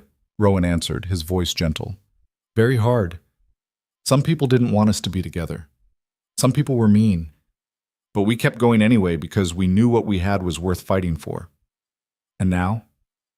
Now those people mostly leave us alone. Some of them even became friends. Not all of them, but enough." "What about the mean ones?" Clara smoothed Emma's hair. "They're still there. But we don't let them decide what our life looks like. We decide that, you understand?" Emma nodded slowly. Like how Tommy Brenner says girls can't climb trees, but I climb them anyway? Exactly like that. They sat together as the stars emerged one by one. Emma's questions gradually slowed, her breathing evening out as sleep crept in. Rowan carried her inside to bed while Clara stayed on the porch, looking out at the town lights twinkling in the valley below. This life hadn't been what she'd imagined when she'd answered that advertisement. It was harder in some ways, simpler in others. It was built on honesty and stubbornness, and the daily choice to keep choosing each other. Rowan returned, settled beside her. She's out. She had a lot of questions tonight. She's getting older, noticing more. He took Clara's hand. What do we tell her when she's old enough to understand all of it? The fire, the accusations, everything? The truth. That her father was accused of something he didn't do. That people believed the worst because it was easier than believing the best. That it took years to rebuild, and some things never fully healed. That's a heavy truth for a kid. Maybe, but it's real. And we'll also tell her that despite all that, we built something good. That we didn't let other people's cruelty make us cruel. That we chose love over bitterness. Rowan was quiet for a long moment. You think we did the right thing? Staying here instead of starting over somewhere new? I think we did the brave thing. Running would have been easier, but this... Clara gestured at the house, the mountain, the town below. This is ours. We earned every inch of it, and Emma's growing up knowing she belongs here. Knowing her roots go deep. That matters. Yeah, it does. Years passed. The rhythm of their life became routine. Mountain days and town days, quiet evenings and busy mornings. The slow accumulation of ordinary moments that made up a life. Emma grew into a confident young girl who was equally at home in the wilderness and the town, who climbed trees and sold fabric with equal enthusiasm. The shop thrived under Clara's management. She expanded the inventory, added sewing classes, created a space where women gathered to work and talk and support each other. It became more than a business. It became a community hub, a place where connections formed and strengthened. Rowan found his own path forward. He kept his seat on the council, using his voice to advocate for the marginalized and forgotten. He taught woodworking to boys from town, passing on his father's skills. He was still quiet, still preferred the mountain to crowds, but he'd learned to exist in both worlds. And slowly, imperceptibly, Rowan Hale stopped being the man falsely accused of arson and became simply Rowan Hale, husband, father, craftsman, neighbor. The past didn't disappear, but it loosened its grip. One day, nearly 8 years after Clara had first climbed that mountain, she and Rowan stood together at the ridge where they'd gotten married. Emma was at a friend's house in town. They had the mountain to themselves, just like old times. You ever regret it? Rowan asked. All of this? Clara didn't have to think. Not once. Not even on the hardest days. You? Only that it took me so long to put that advertisement in the paper. Could have found you years earlier. We found each other exactly when we were supposed to. Any earlier, and we might not have been ready. Maybe. He pulled her close, and they stood looking out over the valley as the sun began to set. Thank you. For what? For choosing me. For staying when you could have left. For building this life with me even when it was hard. For Emma. For everything. Clara turned in his arms to face him. Thank you for writing those letters. For being honest about who you were. For letting me in even when every instinct probably told you to keep the walls up. For being the kind of man worth climbing a mountain for. They kissed there on the ridge, the same spot where Margaret had pronounced them husband and wife all those years ago. The mountain held them steady, witness to their beginning and their continuation. Because that was the thing about love, Clara had learned. It wasn't about grand gestures or perfect moments. It was about showing up day after day and choosing each other despite the difficulty. It was about building something real from flawed materials. Two broken people finding wholeness together. The sun dipped below the horizon, painting the sky in shades of fire. They started the walk home together, hands linked, comfortable in the silence. Ahead, the house waited. Their house, full of Emma's laughter and Bear's loyalty and years of accumulated memories. It wasn't the life Clara had imagined when she'd boarded that stagecoach with nothing but hope and determination. It was better. Harder and messier and more real than any fantasy. It was theirs. And that Clara thought as they reached the porch and stepped inside to the warmth and light, was worth more than all the easy paths she'd never taken. Worth every hard climb, every judgment weathered, every moment of doubt overcome. This was what it meant to be fully alive. To choose love over fear, to build something lasting in a world that told you it was impossible. To walk toward someone instead of away. To stay when staying was the hardest thing. To believe that people could change, that communities could heal, that second chances were real if you were brave enough to claim them. Clara had walked up a mountain to marry a stranger. She'd found a husband, a home, a daughter, a life. But more than that, she'd found herself. The woman she'd always been underneath the fear and self-protection. Strong, stubborn, unafraid to love completely. And standing in the house they'd built together, listening to Bear's contented snoring and smelling Rowan's coffee brewing for tomorrow morning, Clara understood something fundamental. Home wasn't a place. It was this. It was them. It was the choice to keep choosing each other day after day, year after year, through storms and sunshine, isolation and community, fear and hope. It was imperfect and beautiful and entirely, completely theirs. And that was enough. More than enough. It was everything.